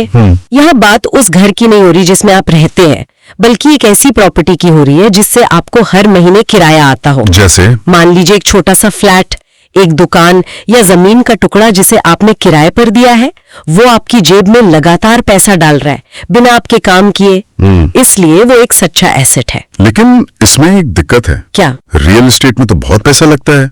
एक आम नौकरी पेशा इंसान के लिए तो बहुत दूर की बात लगती है। ये सच है, इसमें बड़ा निवेश लगता है और सोर्स इसे कोई जल्दी अमीर बनो स्कीम की तरह नहीं दिखाता। ये एक लंबी योजना है। अच्छा, हो सकता है आपको अपनी पहली किराए की प्रॉपर्टी के लिए डाउन पेमेंट जमा करने में कई साल लग जाए, लेकिन महत्वपूर्ण है लक्ष्य बनाना और उस दिशा में बचत और निवेश शुरू करना। ठीक है, ये समझ आता है। तो दूसरा एसेट क्या है? दूसरा है स्टॉक्स यानी शेयर। जब आप किसी अच्छी मजबूत कंपनी के शेयर खरीदते हैं तो आप असल में उस कंपनी के बिजनेस में एक बहुत छोटे हिस्सेदार बन जाते हैं। मतलब अब वो कंपनी और उसके हजारों कर्मचारी आपके लिए काम कर रहे हैं। बिल्कुल, और इससे पैसा दो तरह से आता है। एक तो डिविडेंड के रूप में, जब कंपनी अपने मुनाफे का हिस्सा शेयर धारकों को बांटती है, और दूसरा समय के साथ उस कंपनी के बढ़ने पर शेयर की कीमत बढ़ने से। लेकिन यहाँ तो जोखिम भी बहुत है। शेयर बाजार में तो लोगों के पैसे डूब भी जाते हैं। हम सोर्स से एक सुरक्षित संपत्ति कैसे मानता है? देखिए, सोर्स कहता है कि कोई भी निवेश जोखिम भरा होता है अगर आप बिना जानकारी के उसमें कूद पड़े। सही बात है। शेयर बाजार जुआ नहीं है अगर आप इसे समझते हैं। जोखिम को कम करने का तरीका है ज्ञान, नॉलेज। मतलब आप जिस कंपनी में पैसा लगा रहे हैं उसके बिजनेस को समझें, लंबे समय के लिए निवेश करें, न कि आज खरीद कर कल बेचने की सोचें।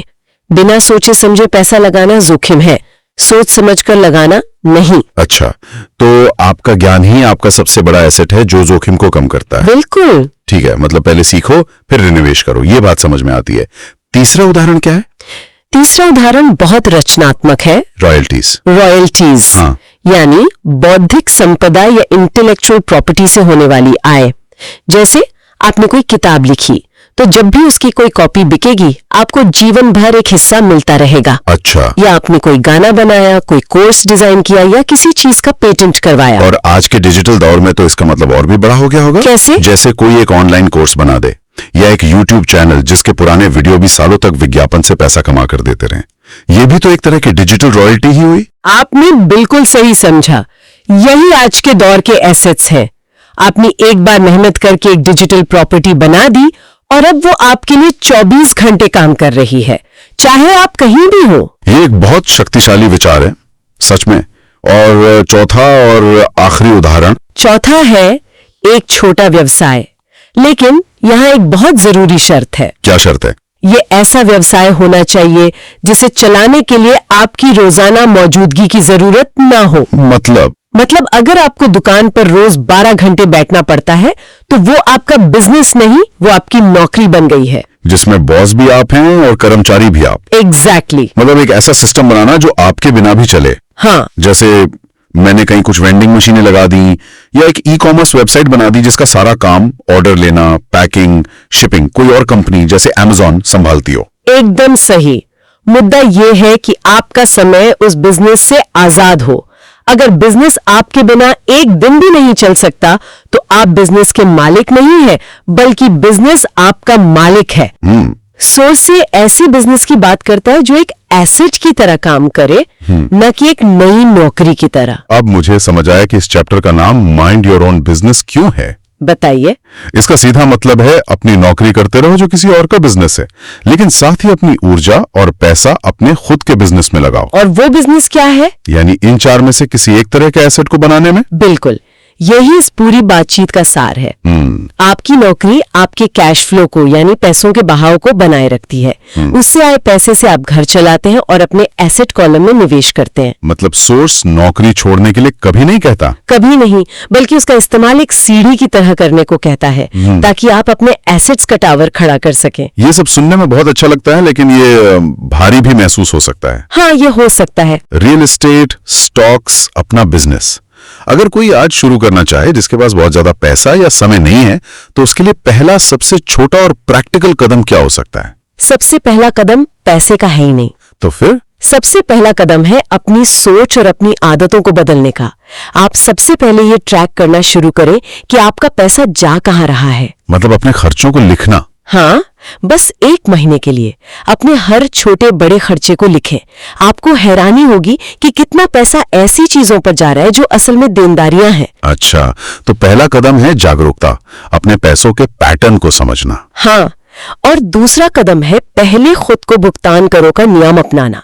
पे योरसेल्फ फर्स्ट। इसका क्या मतलब है?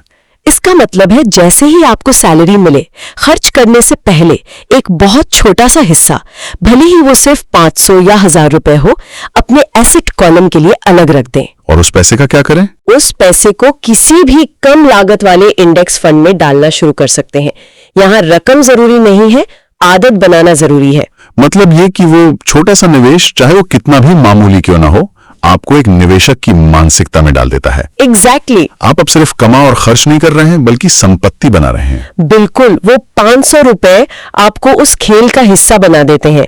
और तीसरा और सबसे जरूरी कदम है सीखना, ज्ञान। हाँ, हर हफ्ते सिर्फ 1 घंटा किसी फाइनेंस ब्लॉग को पढ़ने में, किसी पॉडकास्ट को सुनने में या निवेश पर कोई किताब पढ़ने में लगाएं। जैसा मैंने कहा, आपका सबसे बड़ा एसेट आपका दिमाग है। आप जितना ज्यादा सीखेंगे, आपको उतने ही ज्यादा मौके दिखाई देने लगेंगे और आपका जोखिम उतना ही कम होता जाएगा। तो अगर आज की सारी बातचीत को एक लाइन में समेटना हो, तो वो ये होगी कि सच्ची आर्थिक आजादी सिर्फ ज्यादा सैलरी पाने से नहीं मिलती, बल्कि अपनी नौकरी से कमाए पैसे को सही जगह, यानी अपने एसेट कॉलम में डालकर मिलती है। अपनी नौकरी से घर चलाएं और अपने बिजनेस से अपनी दौलत बनाएं। आपने इसे बिल्कुल सही तरीके से संक्षिप्त में बताया, और ये एक बहुत ही मजबूत करने वाला विचार है। कैसे? क्योंकि ये नियंत्रण वापस आपके हाथों में देता है। आप अपनी कंपनी, अपने बॉस या अर्थव्यवस्था की दया पर नहीं रहते। आप धीरे धीरे अपनी एक ऐसी आर्थिक नाव बना रहे होते हैं जो बाहरी तूफानों में भी आपको सुरक्षित रख सके। ये मानसिकता में एक बड़ा बदलाव है। शिकायत करने की बजाय जिम्मेदारी लेना। मेरे पास पैसे नहीं हैं कहने की जगह ये सवाल पूछना कि मैं अपने लिए इनकम के और स्रोत कैसे बना सकता हूँ। बिल्कुल। और ये पूरी चर्चा एक दिलचस्प सवाल पर लाकर छोड़ती है जिसे हमारे श्रोता सोच सकते हैं। क्या सवाल है वो? अगर आज उन्हें अपना एसेट कॉलम बनाना शुरू करना हो, तो उनकी रोजमर्रा की जिंदगी में वो कौन सी एक छोटी सी लायबिलिटी या देनदारी है जिसे वो खत्म करके उस पैसे को अपने पहले एसेट की तरफ मोड़ सकते हैं। कि कुछ लोग कानूनी तरीकों से अपना टैक्स का बोझ इतना कम कैसे कर लेते हैं। हाँ, और वहीं दूसरी तरफ बाकी लोग हैं जो अपनी कमाई का एक अच्छा खासा हिस्सा सीधा टैक्स में दे देते हैं। बिल्कुल, ये एक पहेली जैसी लगती है ना? इसी पहेली को आज हम सुलझाने की कोशिश करेंगे, और इसके लिए हमारा सोर्स भी बहुत दिलचस्प है। हाँ, आज हम गहराई से बात करेंगे रॉबर्ट कियोसाकी की किताब रिच डैड पुअर डैड के 5वें अध्याय पर, जिसका नाम है टैक्स का इतिहास और कॉर्पोरेशंस की ताकत। ये शीर्षक ही अपने आप में बहुत कुछ कहता है। बिल्कुल, ये सिर्फ टैक्स की बात नहीं करता, बल्कि उसके पीछे के इतिहास की और एक बहुत शक्तिशाली टूल यानी कॉर्पोरेशन की बात करता है। तो आज हमारा मकसद यही समझना है कि इस सोर्स के मुताबिक टैक्स का ये पूरा सिस्टम बना कैसे, और अमीर लोग कानूनी तौर पर कॉर्पोरेशंस का इस्तेमाल करके इस सिस्टम में अपना रास्ता कैसे बनाते हैं। चलिए तो फिर इस दिलचस्प कहानी की परतें खोलते हैं। तो सबसे पहले इस सोर्स का एक बहुत बड़ा दावा है कि कॉर्पोरेशंस अमीर लोगों को टैक्स में फायदे देती हैं। ये एक बहुत सीधी लेकिन गहरी बात है। चलिए इसे खोलते हैं। यहाँ जो बात सबसे फैसिनेट करती है वो ये कि सोर्स किसी गैर कानूनी काम की बात नहीं कर रहा। अच्छा। वो कह रहा है कि अमीर लोग सिस्टम को बेहतर समझते हैं, वो टैक्स कानूनों का अपने फायदे के लिए वो भी कानूनी रूप से इस्तेमाल करते हैं, और कॉर्पोरेशन इसका सबसे बड़ा जरिया है। सबसे बड़ा जरिया। यहाँ एक ऐसी बात है जो सच में सोचने पर मजबूर कर देती है। सोर्स कहता है कि एक कर्मचारी एक एम्प्लॉय पहले टैक्स देता है और फिर खर्च करता है, जबकि कॉर्पोरेशन ठीक इसका उल्टा करती है। और यही इस पूरी चर्चा का सबसे जरूरी हिस्सा है। अगर हम इसे बड़ी तस्वीर से देखें तो दो बिल्कुल अलग कैश फ्लो पैटर्न दिखते हैं। ओके। पहला है कर्मचारी का प्रवाह। आप कमाते हैं, हाँ, फिर सरकार को टैक्स देते हैं, जो पैसा हाथ में आने से पहले ही कट जाता है। बिल्कुल। और फिर जो पैसा बचता है उसे आप खर्च करते हैं। मतलब सरकार आपकी कमाई पर अपना हिस्सा पहले ले लेती है। राइट। अब दूसरा पैटर्न क्या है? दूसरा एक कॉर्पोरेशन का प्रवाह। वो पहले कमाती है, ठीक है, फिर खर्च करती है। अच्छा, पहले खर्च। हाँ, और उसके बाद जो बचता है यानी मुनाफा, उस पर टैक्स देती है। कॉर्पोरेशन अपने सभी जायज खर्चे जैसे सैलरी, ऑफिस का किराया, दूसरे बिल्स, ये सब अपनी आय से चुका सकती है। टैक्स सिर्फ उसके बाद बचे हुए मुनाफे पर देना होता है। ये एक बहुत बड़ा एक स्ट्रक्चरल अंतर है। तो इसका मतलब ये हुआ कि असली शक्ति उस कानूनी ढांचे में है जिसे हम कॉर्पोरेशन कहते हैं। सोर्स के मुताबिक ये सिर्फ एक कंपनी नहीं बल्कि एक शक्तिशाली वित्तीय साधन है। बिल्कुल। अध्याय का शीर्षक ही है कॉर्पोरेशंस की ताकत। सही बात है। यह हमें बताता है कि कॉर्पोरेशन एक ऐसा वाहन है, एक ऐसा व्हीकल है जो व्यक्ति को यह कंट्रोल करने की पावर देता है कि टैक्स कब और कितना देना है, और वो भी पूरी तरह से कानूनी दायरे में रहकर। हाँ, यही सबसे जरूरी बात है। ये एक ऐसा लाभ है जो सीधे सैलरी पाने वाले कर्मचारी के पास होता ही नहीं है। सोर्स के अनुसार ये सिर्फ नियमों का पालन करना नहीं है, बल्कि नियमों को समझना है। तो इस पूरी बातचीत का सार क्या निकल रहा है? हमने आज 3 मुख्य बातें समझी है ना। पहली, सोर्स के अनुसार कॉरपोरेशंस अमीर लोगों को टैक्स बचाने के लिए कानूनी रास्ता देती हैं। हाँ, एक लीगल फ्रेमवर्क। दूसरी, जो सबसे बड़ा अंतर है वो ये है कि कर्मचारी खर्च करने से पहले टैक्स देते हैं, जबकि कॉरपोरेशंस खर्च करने के बाद टैक्स देती हैं। और तीसरी कि ये पूरा खेल सिस्टम की समझ का है। बिल्कुल। और ये चर्चा एक बहुत महत्वपूर्ण सवाल खड़ा करती है। क्या? सोर्स हमें बार बार सिस्टम को समझने पर जोर दे रहा है ना। हाँ। तो सोचने वाली बात यह है कि क्या वित्तीय सफलता सिर्फ कड़ी मेहनत से पैसा कमाने में है, या फिर पैसे के काम करने के नियमों को समझने में ज्यादा है। ये एक ऐसा विचार है जो किसी को भी अपनी वित्तीय शिक्षा के महत्व के बारे में सोचने पर मजबूर कर सकता है। एक आम इंसान की सोच से लेकर उस माइंडसेट तक पहुंचना जो असल में पैसा बनाती है। बिल्कुल। आज हम ये समझने की कोशिश करेंगे कि अमीर लोग पैसे के बारे में सोचते कैसे हैं, खास तौर पर वो आइडिया जो कहता है कि अमीर लोग सिर्फ पैसा कमाते नहीं, वो पैसे का आविष्कार करते हैं। पैसे का आविष्कार। जी, ये पैसिव वेटिंग और एक्टिव क्रिएशन के बीच का फर्क है। सही कहा।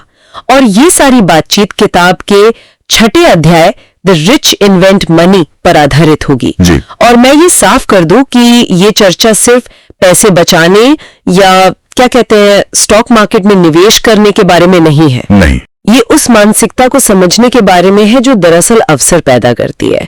तो चलिए इस सफर के पहले पड़ाव से शुरू करते हैं। बिल्कुल। किताब कहती है अवसर पैदा करना एक हुनर है। ये सुनने में तो बहुत अच्छा लगता है, पर हम में से ज्यादातर लोग तो अच्छे मौके का इंतजार ही करते रहते हैं ना। यही तो पहला और सबसे बड़ा मेंटल स्विच है। ज्यादातर लोग अवसरों को मतलब एक लॉटरी टिकट की तरह देखते हैं, किस्मत होगी तो लग जाएगी। हाँ, सही बात है। जबकि ये किताब कहती है कि अवसर बनाने की जो क्षमता है वो एक मसल की तरह है जिसे ट्रेन किया जा सकता है। अच्छा। इसका असली मतलब है उन जरूरतों या संभावनाओं को देखना जिन्हें दूसरे लोग नजरअंदाज कर रहे हैं। कोई उदाहरण दे सकते हैं जो इसे आज के दौर से जोड़ता हो? क्योंकि किताब का वो क्लासिक टूटा फूटा घर खरीदने वाला उदाहरण अब मतलब थोड़ा पुराना लगता है। बिल्कुल सही पॉइंट है। इसे आज के कॉन्टेक्स्ट में देखते हैं। सोचिए, जहां एक इंसान को घर में सिर्फ एक खाली कमरा दिखता है, वहीं दूसरा इंसान उसे एयरबीएनबी का अवसर देखता है। जहां किसी को सिर्फ अपनी हॉबी जैसे वीडियो गेम्स खेलना दिखती है, वहीं कोई और उसे ट्विच या यूट्यूब पर स्ट्रीम करके एक पूरा बिजनेस बना लेता है। सही है। एक और उदाहरण लीजिए। मान लीजिए एक मोहल्ले में सब लोग बाहर से खाना ऑर्डर करते हैं, लेकिन डिलीवरी में हमेशा देर होती है। ज्यादातर लोग क्या करेंगे? सिर्फ शिकायत करेंगे। हाँ, बिल्कुल। लेकिन एक एंटरप्रेन्योरियल माइंडसेट वाला इंसान सोचेगा, यहां एक hyper local quick delivery service का गैप है। अवसर हमेशा हमारे आसपास की समस्याओं या अनदेखी क्षमताओं में ही छिपा होता है। मतलब अवसर कहीं बाहर से नहीं आते, वो हमारे देखने के तरीके में। बिल्कुल बिल्कुल, वो हमारे नजरिए में होते हैं। लेकिन ये कहना आसान है, करना मुश्किल। एक खाली कमरे को एयरबीएनबी में बदलने के लिए सिर्फ देखना ही काफी नहीं है। आपको पता होना चाहिए कि लिस्टिंग कैसे करनी है, तस्वीरें कैसे लेनी है, दाम कैसे तय करना है। मतलब सिर्फ देखने से तो काम नहीं चलता, राइट? तो आपने बिल्कुल नब्ज पकड़ ली, और आपका यही सवाल हमें इस सफर के दूसरे पड़ाव पर ले जाता है। अच्छा। सिर्फ अवसर देखना पहला कदम है, उसे हकीकत में बदलने के लिए आपको टूल्स चाहिए, और यहीं पर किताब का दूसरा बड़ा आइडिया आता है। और वो क्या है? वो एक सीधे साधे फॉर्मूले के रूप में है, ज्ञान प्लस रचनात्मकता इज इक्वल टू पैसा। एक मिनट, ज्ञान प्लस रचनात्मकता इज इक्वल टू पैसा? ये फॉर्मूला थोड़ा मतलब अधूरा नहीं लगता? दुनिया में बहुत से ज्ञानी और क्रिएटिव लोग हैं, कलाकार, लेखक, वैज्ञानिक, जो आर्थिक रूप से संघर्ष करते हैं। तो क्या इस फॉर्मूले में कोई छुपा हुआ इंग्रेडिएंट है जो किताब बताती है? बहुत ही शानदार सवाल है, और यही इस फॉर्मूले का सार है। यहां ज्ञान का मतलब अकादमिक ज्ञान या किसी कला का ज्ञान नहीं है। यहां ज्ञान का मतलब है वित्तीय साक्षरता, फाइनेंशियल लिटरेसी। अच्छा। वित्तीय साक्षरता, जी। इसका मतलब है कि आप बिजनेस और निवेश की भाषा समझते हैं। कैश फ्लो क्या है, एसेट और लायबिलिटी में क्या फर्क है, टैक्स कानून कैसे काम करते हैं, एक कंपनी की बैलेंस शीट कैसे पढ़ी जाती है। ये वो प्रैक्टिकल ज्ञान है जो आपको खेल के नियम सिखाता है। एक है, तो ये एक खास तरह का ज्ञान है। और रचनात्मकता का क्या? क्या ये पेंटिंग बनाने या संगीत लिखने जैसी रचनात्मकता है? नहीं नहीं, इस कॉन्टेक्स्ट में रचनात्मकता का मतलब है उस वित्तीय ज्ञान को अनोखे तरीकों से लागू करने की क्षमता। ये समस्याओं को हल करने और सौदे बनाने की कला है। अच्छा, सौदे बनाने की कला। हाँ, मान लीजिए आपको एक प्रॉपर्टी खरीदनी है, लेकिन आपके पास डाउन पेमेंट के लिए पैसे नहीं है। ज्यादातर लोग यहीं रुक जाएंगे। सही बात है। लेकिन एक रचनात्मक दिमाग सोचेगा, क्या मैं मालिक के साथ कोई ऐसी डील कर सकता हूं जिसमें मैं उसे मुनाफे का हिस्सेदार बना लूं? क्या मैं कई छोटे निवेशकों से पैसा इकट्ठा कर सकता हूं? क्या बैंक से किसी अलग तरह का लोन मिल सकता है? यह है रचनात्मकता, विकल्प बनाना, जहां दूसरों को सिर्फ एक बंद दरवाजा दिखता है। तो ये डील मेकिंग क्रिएटिविटी है।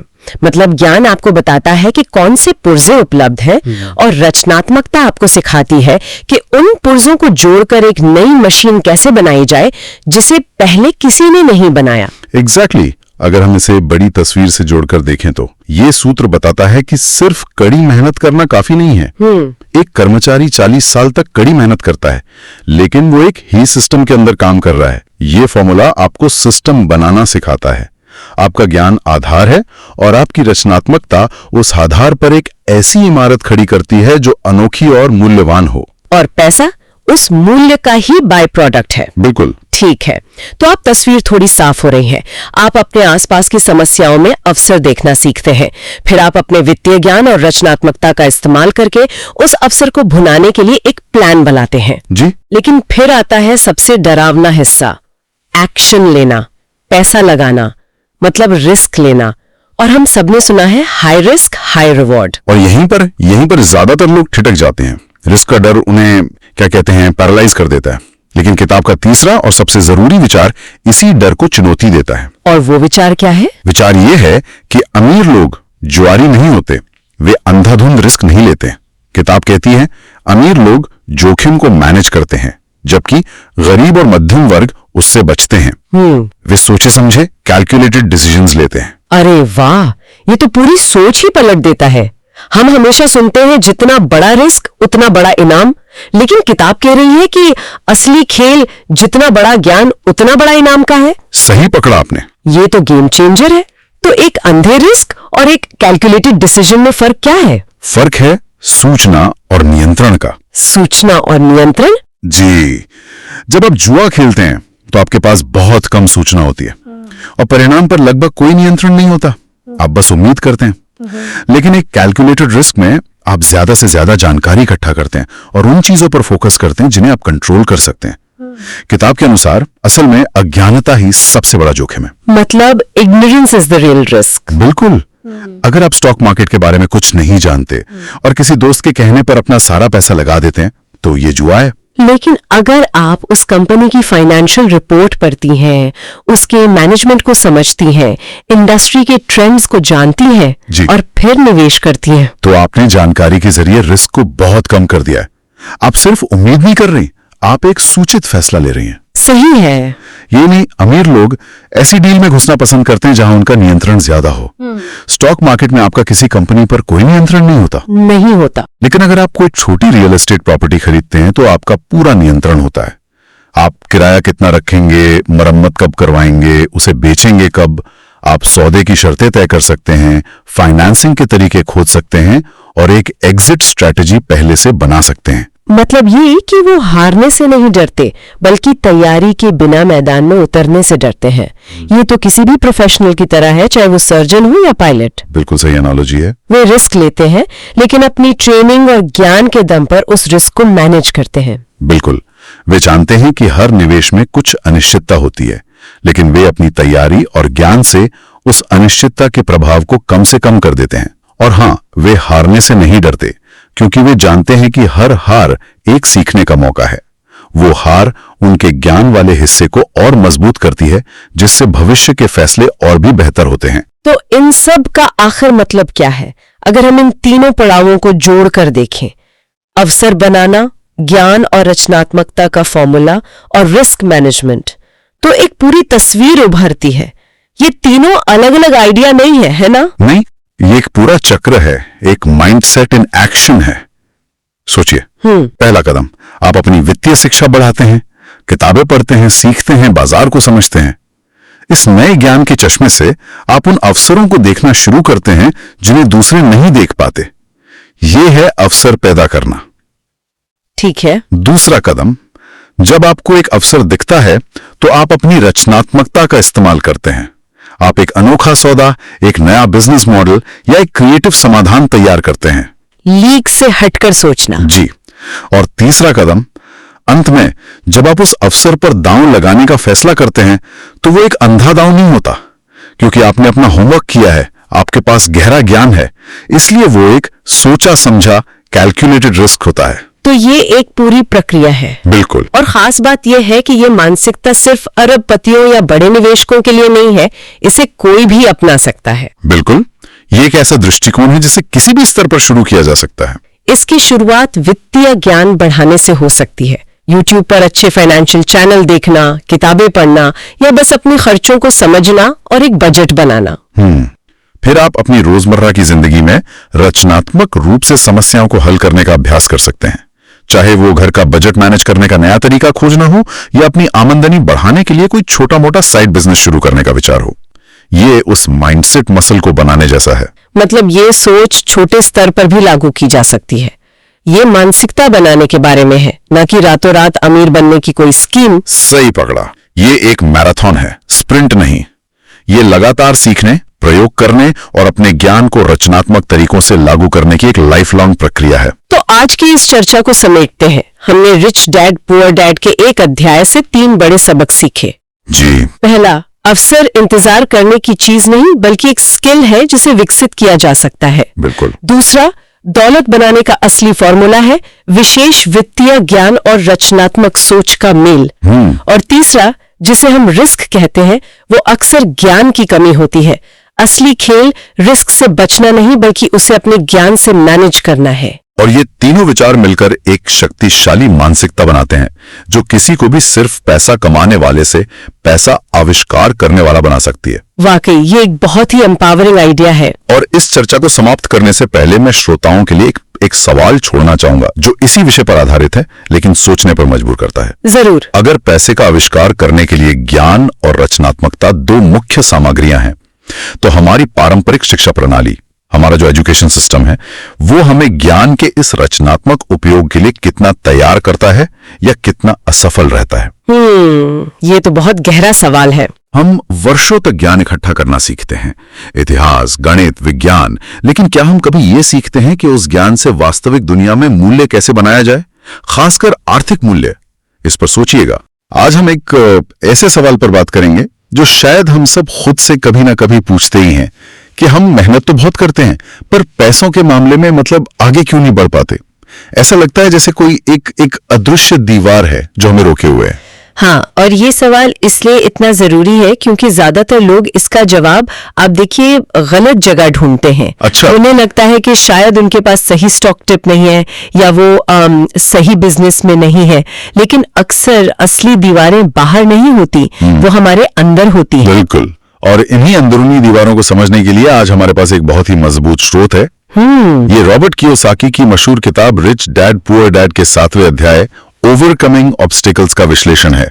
और ये अध्याय खास इसलिए है क्योंकि ये क्या करे से ज्यादा क्यों नहीं कर पाते पे फोकस करता है। सही है। ये उन मानसिक और भावनात्मक बाधाओं की बात करता है जो सबसे होशियार और मतलब सबसे मेहनती लोगों को भी वित्तीय रूप से सफल होने से रोक देती हैं। तो आज हमारा मकसद इन बाधाओं को सिर्फ जानना नहीं बल्कि गहराई से समझना है। स्रोत के मुताबिक वित्तीय स्वतंत्रता के रास्ते में 5 बड़े दुश्मन हैं। चलिए एक एक करके इनकी परतें खोलते हैं। बिल्कुल।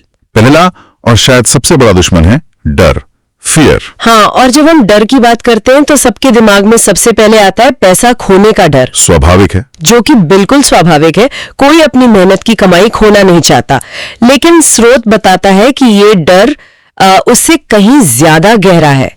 ये सिर्फ पैसे का नहीं बल्कि असफल होने का डर है, समाज में बेइज्जती का डर है, इस बात का डर है कि लोग क्या कहेंगे। इसका कोई उदाहरण दे सकते हैं? मतलब आज के समय में ये कैसा दिखता है? जरूर।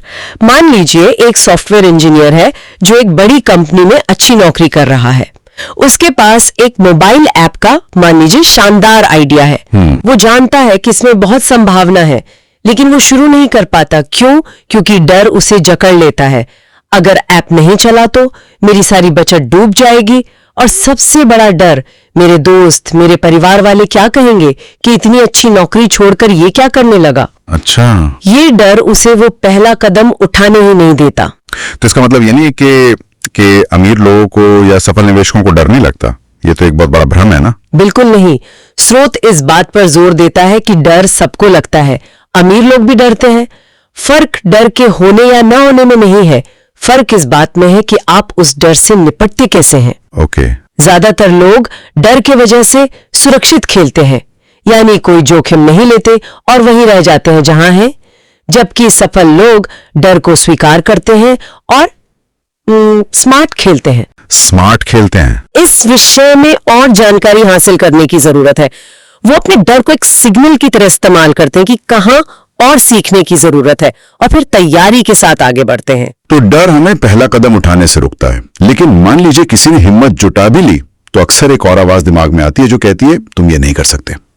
और शायद यही दूसरा दुश्मन है, संदेह, डाउट। आपने इसे बिल्कुल सही तरीके से जोड़ा है। डर और संदेह, आप कह सकते हैं, जुड़वा भाइयों की तरह है। अच्छा। डर बाहर की दुनिया से जुड़ा है, पैसा खोना, लोगों की राय। संदेह अंदर की दुनिया से जुड़ा है, खुद की काबिलियत पर शक। ये वो धीमी आवाज है जो कहती है मैं उतना होशियार नहीं हूं, मुझ में वो बात कहां, ये सब तो किस्मत वालों के लिए है, मेरे लिए नहीं। और ये आवाज तब और तेज हो जाती है जब हमारे आसपास के लोग भी यही बातें कहने लगते हैं, खासकर हमारे अपने, जो शायद हमारी भलाई ही चाहते हो, पर उनकी बातें हमारे संदेह को और पक्का कर देती हैं। ये एक बहुत ही महत्वपूर्ण बिंदु है। स्रोत इसे शोर कहता है। शोर। हाँ, ये बाहरी शोर और हमारा आंतरिक संदेह मिलकर एक जहरीला कॉकटेल बना देते हैं। सोचिए, आपके कोई रिश्तेदार कहते हैं अरे बेटा ये सब बिजनेस में कुछ नहीं रखा, सरकारी नौकरी की तैयारी करो, जिंदगी सेट हो जाएगी। हाँ, ये तो बहुत सुना। शर्मा जी के लड़के को देखा, बुरी तरह फेल हुआ था। ये बातें हमारे मन में पहले से मौजूद क्या मैं कर पाऊंगा वाले कीड़े को और बड़ा कर देती हैं। धीरे धीरे हमारा आत्मविश्वास खत्म हो जाता है। हाँ, तो फिर इस संदेह और इस शोर से इससे निपटने का तरीका क्या है? देखिए, इसका एक तरीका है अपने डर को ज्ञान से कुचलना। जब आप किसी विषय पर रिसर्च करती हैं, पढ़ती हैं, सीखती हैं, तो आपका आत्मविश्वास बढ़ता है और संदेह कम होता है। और दूसरा, अपने आसपास के माहौल को सावधानी से चुनना। ऐसे लोगों के साथ समय बिताना जो आपको प्रोत्साहित करते हैं, ना कि आपके सपनों पर पानी फेरते हैं। ठीक है, तो हमने डर और संदेह की बात की। अब जो तीसरी बाधा है वो थोड़ी चौंकाने वाली है। अच्छा। वो है आलस्य, लेजीनेस। ये इसलिए चौंकाता है क्योंकि हम तो ऐसे लोगों को जानते हैं जो दिन में 12-12 घंटे काम करते हैं। उन्हें आलसी कैसे कहा जा सकता है? बिल्कुल, और यहीं पर स्रोत एक बहुत गहरा फर्क बताता है। यहाँ आलस्य का मतलब शारीरिक सुस्ती या कामचोरी नहीं है। तो फिर यहाँ बात हो रही है मानसिक आलस्य की। लोग व्यस्त रहकर आलसी होते हैं। व्यस्त रहकर आलसी होना, ये तो सुनने में ही बड़ा विरोधाभासी लगता है। इसका क्या मतलब है? इसका मतलब है कि लोग उन कामों में खुद को व्यस्त रखते हैं जो आरामदायक है लेकिन जरूरी नहीं, जैसे ऑफिस का काम, घर के काम। ये सब करके वो बहुत व्यस्त महसूस करते हैं। सही है। लेकिन जब बात आती है उन कामों की जो दिमागी मेहनत मांगते हैं, जैसे अपना बजट बनाना या नए निवेश के विकल्पों के बारे में पढ़ना या अपनी वित्तीय शिक्षा पर काम करना, हाँ, तब उसे टाल देते हैं। बिल्कुल, तब वो उसे टाल देते हैं। वो कहते हैं आज बहुत थक गया हूं, कल देखूंगा। लेकिन क्या ये सच में आलस है, या फिर आज की भागदौड़ भरी जिंदगी में लोगों के पास सच में समय और दिमागी ऊर्जा की कमी है? एक आम नौकरी पेशा इंसान के लिए 10 घंटे की शिफ्ट के बाद फाइनेंस की किताबें पढ़ना ये तो बहुत मुश्किल हो सकता है। आपका सवाल बिल्कुल जायज है और स्रोत किसी थके हुए इंसान को शर्मिंदा नहीं कर रहा है। बात प्राथमिकता और चुनाव की है। अच्छा। हर किसी के पास दिन में 24 घंटे होते हैं और सीमित ऊर्जा होती है। सवाल यह है कि उस थकावट के बाद हम अपनी बची हुई ऊर्जा कहाँ लगाते हैं। क्या हम 2 घंटे सोशल मीडिया स्क्रॉल करने या टीवी देखने में लगाते हैं, या फिर हम सिर्फ 15 मिनट निकालकर किसी फाइनेंस ब्लॉग का एक आर्टिकल पढ़ते हैं? मानसिक आलस्य हमें हमेशा आसान रास्ता चुनने के लिए उकसाता है। सही बात है। यह उन जरूरी लेकिन मुश्किल सवालों से बचने का एक तरीका है जैसे मुझे अपनी आय बढ़ाने के लिए क्या करना चाहिए। तो इस मानसिक आलस्य का क्या इलाज बताया गया है? स्रोत एक दिलचस्प उपाय सुझाता है, थोड़ा सा लालच। लालच। हाँ, पर यहाँ लालच का मतलब नकारात्मक भाव से नहीं है। इसका मतलब है अपने लिए कुछ बेहतर चाहने की एक प्रबल इच्छा, जैसे अपने परिवार के लिए एक बेहतर भविष्य की इच्छा, दुनिया घूमने की आजादी की इच्छा या समय की स्वतंत्रता की इच्छा। अच्छा।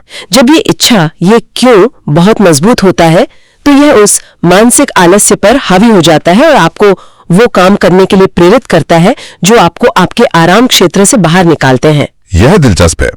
तो यह आलस्य यानी कि आसान रास्ता चुनना धीरे धीरे हमारी दिनचर्या का हिस्सा बन जाता होगा। हाँ, और शायद यहीं से चौथी बाधा पैदा होती है, बुरी आदतें। Bad habits. आपने बिल्कुल सही पकड़ा। ये सभी बाधाएं एक दूसरे से जुड़ी हैं। बुरी आदतें आलस्य का ही नतीजा हैं। और जब हम वित्तीय आदतों की बात करते हैं तो सिर्फ ज्यादा खर्च करना ही एकमात्र बुरी आदत नहीं है। तो और क्या है? सबसे आम और आप कह सकती हैं विनाशकारी आदतों में से एक है पहले दूसरों को भुगतान करना। पहले दूसरों को भुगतान करना, इसका क्या मतलब हुआ? हम तो हमेशा अपने बिल और ईएमआई वगैरह पहले चुकाते हैं। और यही आदत है जिसके बारे में स्रोत बात कर रहा है। ज्यादातर लोग क्या करते हैं, सैलरी आती है, वो सबसे पहले मकान का किराया देते हैं, क्रेडिट कार्ड का बिल भरते हैं, सरकार को टैक्स देते हैं। हाँ। और फिर महीने के अंत में जो कुछ बचता है, अगर बचता है तो उसे अपने लिए रखते हैं। स्रोत इसे उलटने की सलाह देता है। वो कहता है पहले खुद को भुगतान करो, पे योरसेल्फ फर्स्ट। मतलब सैलरी आते ही सबसे पहले एक निश्चित हिस्सा अपनी बचत या निवेश के लिए निकाल लो और फिर जो बचे उससे अपने सारे खर्चे चलाओ। ये सुनने में तो बहुत शक्तिशाली लगता है, पर आदत बदलना बहुत मुश्किल है। मुश्किल है, खासकर जब लेनदार दरवाजे पर खड़े हों। ये बेहद मुश्किल है, लेकिन यही मानसिकता का फर्क है। जब आप पहले खुद को भुगतान करती हैं तो आप पर बाकी बिल चुकाने का दबाव बढ़ता है। ये दबाव आपको अपनी आय बढ़ाने के नए तरीके सोचने पर मजबूर करता है। ये आपको ज्यादा रचनात्मक और सक्रिय बनाता है। इसके अलावा आजकल की डिजिटल दुनिया में नई बुरी आदतें भी जुड़ गई हैं, जैसे बोरियत होने पर ई-कॉमर्स वेबसाइट्स पर जाकर बिना सोचे समझे खरीदारी करना। हाँ, ये तो बहुत होता है। या सोशल मीडिया इन्फ्लुएंसर्स को देखकर ऐसी चीजें खरीदना जिनकी हमें जरूरत भी नहीं है। ये छोटी छोटी आदतें उस टपकते हुए नल की तरह हैं जो धीरे धीरे आपकी वित्तीय टंकी को खाली कर देती हैं। ठीक है, तो अब तक हमने जिन 4 बाधाओं की बात की, डर, संदेह, आलस्य और बुरी आदतें, ये सभी कहीं ना कहीं कमजोरी या कह सकते हैं अनुशासन की कमी से जुड़ी लगती हैं। हाँ, लेकिन स्रोत में जो 5वीं और आखिरी बाधा बताई गई है वो बड़ी अजीब है, क्योंकि वो आत्मविश्वास से जुड़ी है। यह है अहंकार, एरोगेंस। ये कैसे एक बाधा हो सकती है? यह सबसे खतरनाक बाधाओं में से एक है, क्योंकि यह अक्सर छुपी हुई होती है। अच्छा। यहाँ अहंकार का मतलब है यह मान लेना कि जो मुझे नहीं पता वो महत्वपूर्ण नहीं है, यह मुझे सब पता है वाला रवैया है। जब कोई व्यक्ति ऐसा सोचता है तो वह सीखने के लिए अपने दिमाग के दरवाजे बंद कर लेता है। यह अहंकार वाला पॉइंट वाकई सोचने पर मजबूर करता है। अक्सर हम अपनी फील्ड की सफलता को हर जगह की होशियारी मान बैठते हैं। मैंने खुद भी ऐसी गलती महसूस की है। हाँ। जैसे कोई बहुत बड़ा डॉक्टर या इंजीनियर है तो उसे लगता है कि वो फाइनेंस और निवेश भी खुद ही समझ लेगा। आपने एकदम सही नब्ज पकड़ी है। स्रोत के अनुसार अहंकार असल में अज्ञानता और घमंड का एक खतरनाक मिश्रण है। अज्ञानता और घमंड? हाँ, यह अपनी अज्ञानता को छिपाने का एक मुखौटा है। जब कोई व्यक्ति वित्तीय मामलों में कुछ नहीं जानता तो वो इसे स्वीकार करने की बजाय अहंकार का पर्दा ओढ़ लेता है। वो सवाल पूछने से डरता है क्योंकि उसे लगता है कि इससे वो बेवकूफ नजर आएगा।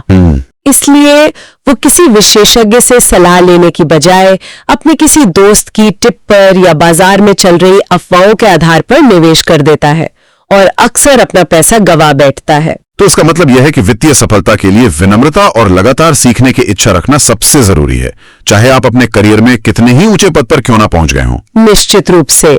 सच्चा वित्तीय ज्ञान ये समझने से शुरू होता है कि आप क्या नहीं जानते। जब आप ये स्वीकार करती हैं तभी आप एक किताब उठाने, कोई कोर्स करने या किसी वित्तीय सलाहकार के पास जाने के लिए तैयार होती हैं। अहंकार आपको सीखने से रोकता है और जो सीखना बंद कर देता है वो जीतना भी बंद कर देता है, खासकर पैसे के खेल में। जो लगातार बदल रहा है। तो आज की इस बातचीत को अगर हम समेटें तो वित्तीय सफलता के रास्ते के 5 मुख्य दुश्मन हैं। पैसा खोने और लोगों की राय का डर, हाँ, खुद की काबिलियत पर संदेह, जरूरी वित्तीय कामों को टालने का मानसिक आलस्य, बिल्कुल, पहले खुद को भुगतान न करने जैसी बुरी आदतें, और आखिर में मुझे सब पता है वाला अहंकार। बिल्कुल। और ध्यान देने वाली बात यह है कि ये सभी एक दूसरे से गहराई से जुड़े हुए हैं। ये एक दुष्चक्र बनाते हैं। डर से संदेह पैदा होता है, संदेह हमें कोई भी एक्शन लेने से रोकता है, जो आलस्य को जन्म देता है। आलस्य बुरी आदतों को पनपने का मौका देता है, और अहंकार हमें अपनी इन गलतियों से सीखने ही नहीं देता। ये एक बहुत ही शक्तिशाली ढांचा है खुद के वित्तीय व्यवहार को समझने के लिए। ये हमें बाहरी दुनिया में समाधान खोजने की बजाय अपने अंदर झांकने के लिए मजबूर करता है। सही कहा। और अगर हम इन सभी को एक साथ देखें तो ये 5 बाधाएं असल में एक ही चीज का अलग अलग रूप है, वित्तीय शिक्षा और आत्म जागरूकता की कमी। अच्छा, डर अज्ञानता से आता है। जब हम किसी चीज को समझते नहीं तो उससे डरते हैं। संदेह आत्मविश्वास की कमी से आता है, और अहंकार यह मानने से इनकार करना है कि हमें और सीखने की जरूरत है। असल में इन 5 पर काबू पाने का रास्ता एक ही है, लगातार सीखना और खुद को बेहतर बनाना। वाकई ये एक शानदार नजरिया है। और यहाँ श्रोताओं के लिए एक विचार छोड़ा जा सकता है। बिल्कुल। सिर्फ ये मत सोचिए कि इन 5 में से कौन सी बाधा आपको प्रभावित करती है, बल्कि ये सोचिए कि इनमें से कौन सी बाधा आपके जीवन में भेष बदलकर छुपी हुई है। कहीं आपका सतर्क रहना असल में डर तो नहीं, कहीं आपका व्यवहारिक होना असल में संदेह तो नहीं, या कहीं आपका आत्मविश्वास अहंकार की सीमा को तो नहीं छू रहा। इसका जवाब खोजना ही वित्तीय स्वतंत्रता की ओर पहला और सबसे महत्वपूर्ण कदम हो सकता है। निवेश या इन्वेस्टमेंट, ये एक ऐसा शब्द है जिसे सुनते ही दिमाग में 2 ख्याल आते हैं। हाँ, पहला, हाँ ये तो करना ही है, पैसा बनाना जरूरी है। और दूसरा, पर शुरू कहां से करें? और बस इसी दूसरे ख्याल पर आकर ज्यादातर लोगों की गाड़ी मतलब रुक जाती है। बिल्कुल। ऐसा लगता है जैसे हम किसी बहुत बड़े मेले में खो गए। चारों तरफ शोर है, हजारों रास्ते हैं, और हम बस उलझन में खड़े। और ये उलझन ही सबसे बड़ी दुश्मन है। इसे एनालिसिस पैरालिसिस भी कहते हैं। Analysis paralysis? हाँ, मतलब जानकारी इतनी ज्यादा है कि आप फैसला ही नहीं ले पाते। आप सोचते हैं एक और किताब पढ़ लूं, एक और वीडियो देख लो, शायद तब रास्ता साफ हो जाएगा। हाँ, लेकिन होता ये है कि आप शुरुआत करने के बजाय सिर्फ तैयारी करने की आदत डाल लेते हैं, और वो सही दिन वो कभी आता ही नहीं। बिल्कुल। तो आज हम इसी उलझन को सुलझाने की कोशिश करेंगे। हम किसी गेट रिच क्विक स्कीम की बात नहीं करेंगे, बल्कि निवेश की दुनिया में पहला कदम रखने के पीछे की जो सोच है उसको समझेंगे। इसके लिए हमने एक बहुत ही मशहूर किताब रिच डैड पुअर डैड का सहारा लिया है, खासतौर पर उसका 8वां अध्याय, जिसका नाम ही है गेटिंग स्टार्टेड। ये नाम ही अपने आप में बहुत कुछ कहता है। ये चैप्टर किसी विशेषज्ञ के लिए नहीं, बल्कि उस इंसान के लिए है जो दरवाजे पर खड़ा है और अंदर आने से हिचकिचा रहा है। सही। तो आज हम एक गाइड की तरह इस नक्शे का इस्तेमाल करेंगे और उस रास्ते को समझने की कोशिश करेंगे जो एक आम इंसान को निवेशक बनने की पहली सीढ़ी तक ले जाता है। चलिए फिर शुरू करते हैं। तो इस अध्याय की सबसे पहली और मुझे लगता है सबसे राहत देने वाली बात है, छोटे कदमों से शुरुआत करें। ये सुनने में बड़ा आसान लगता है, लेकिन उस इंसान के लिए बहुत बड़ी बात है जिसे लगता है कि निवेश करने के लिए लाखों रुपए और बहुत गहरे ज्ञान की जरूरत है। ये छोटे कदम वाली बात सिर्फ पैसों के बारे में नहीं है, ये मनोविज्ञान के बारे में है। अच्छा, देखिए, हमारा दिमाग हमेशा आसान और तेज रास्ते ढूंढता है, इसीलिए लोग लॉटरी खरीदते हैं या चमत्कारी स्टॉक्स के पीछे भागते हैं। ये एक तरह का दिमागी शॉर्टकट है। हाँ बिल्कुल। ये किताब इस सोच के बिल्कुल खिलाफ है। वो कहती है कि अमीरी एक मैराथन है, कोई 100 मीटर की दौड़ नहीं है। बिल्कुल। और कोई भी पहले दिन 42 किलोमीटर दौड़ने की कोशिश नहीं करता। ये मैराथन वाला उदाहरण अच्छा है, लेकिन इसमें एक दिक्कत है। क्या? मैराथन में आपको पता होता है कि फिनिश लाइन कहाँ है। निवेश में तो कोई तय फिनिश लाइन नहीं होती। और छोटे कदम उठाने का मतलब ये नहीं कि मंजिल तक पहुंचने में बहुत ज्यादा वक्त लग जाएगा। बहुत अच्छा सवाल है। यहाँ मंजिल पैसा नहीं, बल्कि वो इंसान बनना है जो पैसे को समझता है।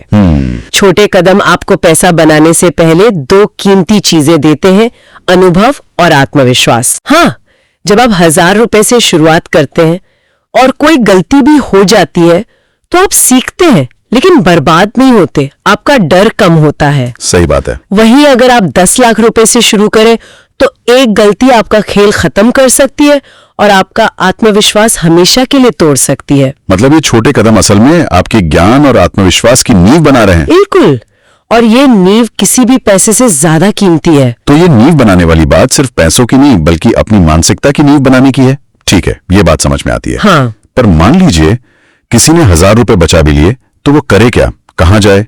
क्या ये किताब उस पहले कदम का कोई ठोस ढांचा भी बताती है? हाँ बिल्कुल, और यही इस अध्याय की खूबसूरती है। अच्छा, ये सिर्फ क्यों करे नहीं बताता, बल्कि कैसे करे का एक सरल फ्रेमवर्क भी देता है। इसमें 4 कदम है। देखें, सीखें, योजना बनाएं और फिर एक्शन लें। देखें, सीखें, योजना बनाएं और एक्शन लें। हाँ। ये सुनने में तो बहुत सीधे लगते हैं, लेकिन असल दुनिया में ज्यादातर लोग पहले 2 कदमों यानी देखने और सीखने में ही सालों निकाल देते हैं। सही कहा। क्या ये एनालिसिस पैरालिसिस को और बढ़ावा नहीं देता? आपका डर जायज है और हम उस पर आएंगे, लेकिन पहले इन कदमों का मतलब समझना जरूरी है। ठीक है। पहला कदम है देखें, मतलब ऑब्जर्व। इसका मतलब है अपनी आंखें और कान खुले रखना, अपने आसपास की दुनिया में मौकों को पहचानना। जैसे लोग पैसा कहाँ खर्च कर रहे हैं, आपके इलाके में कौन सा नया कंस्ट्रक्शन हो रहा है, कौन सी टेक्नोलॉजी लोगों की आदतें बदल रही हैं।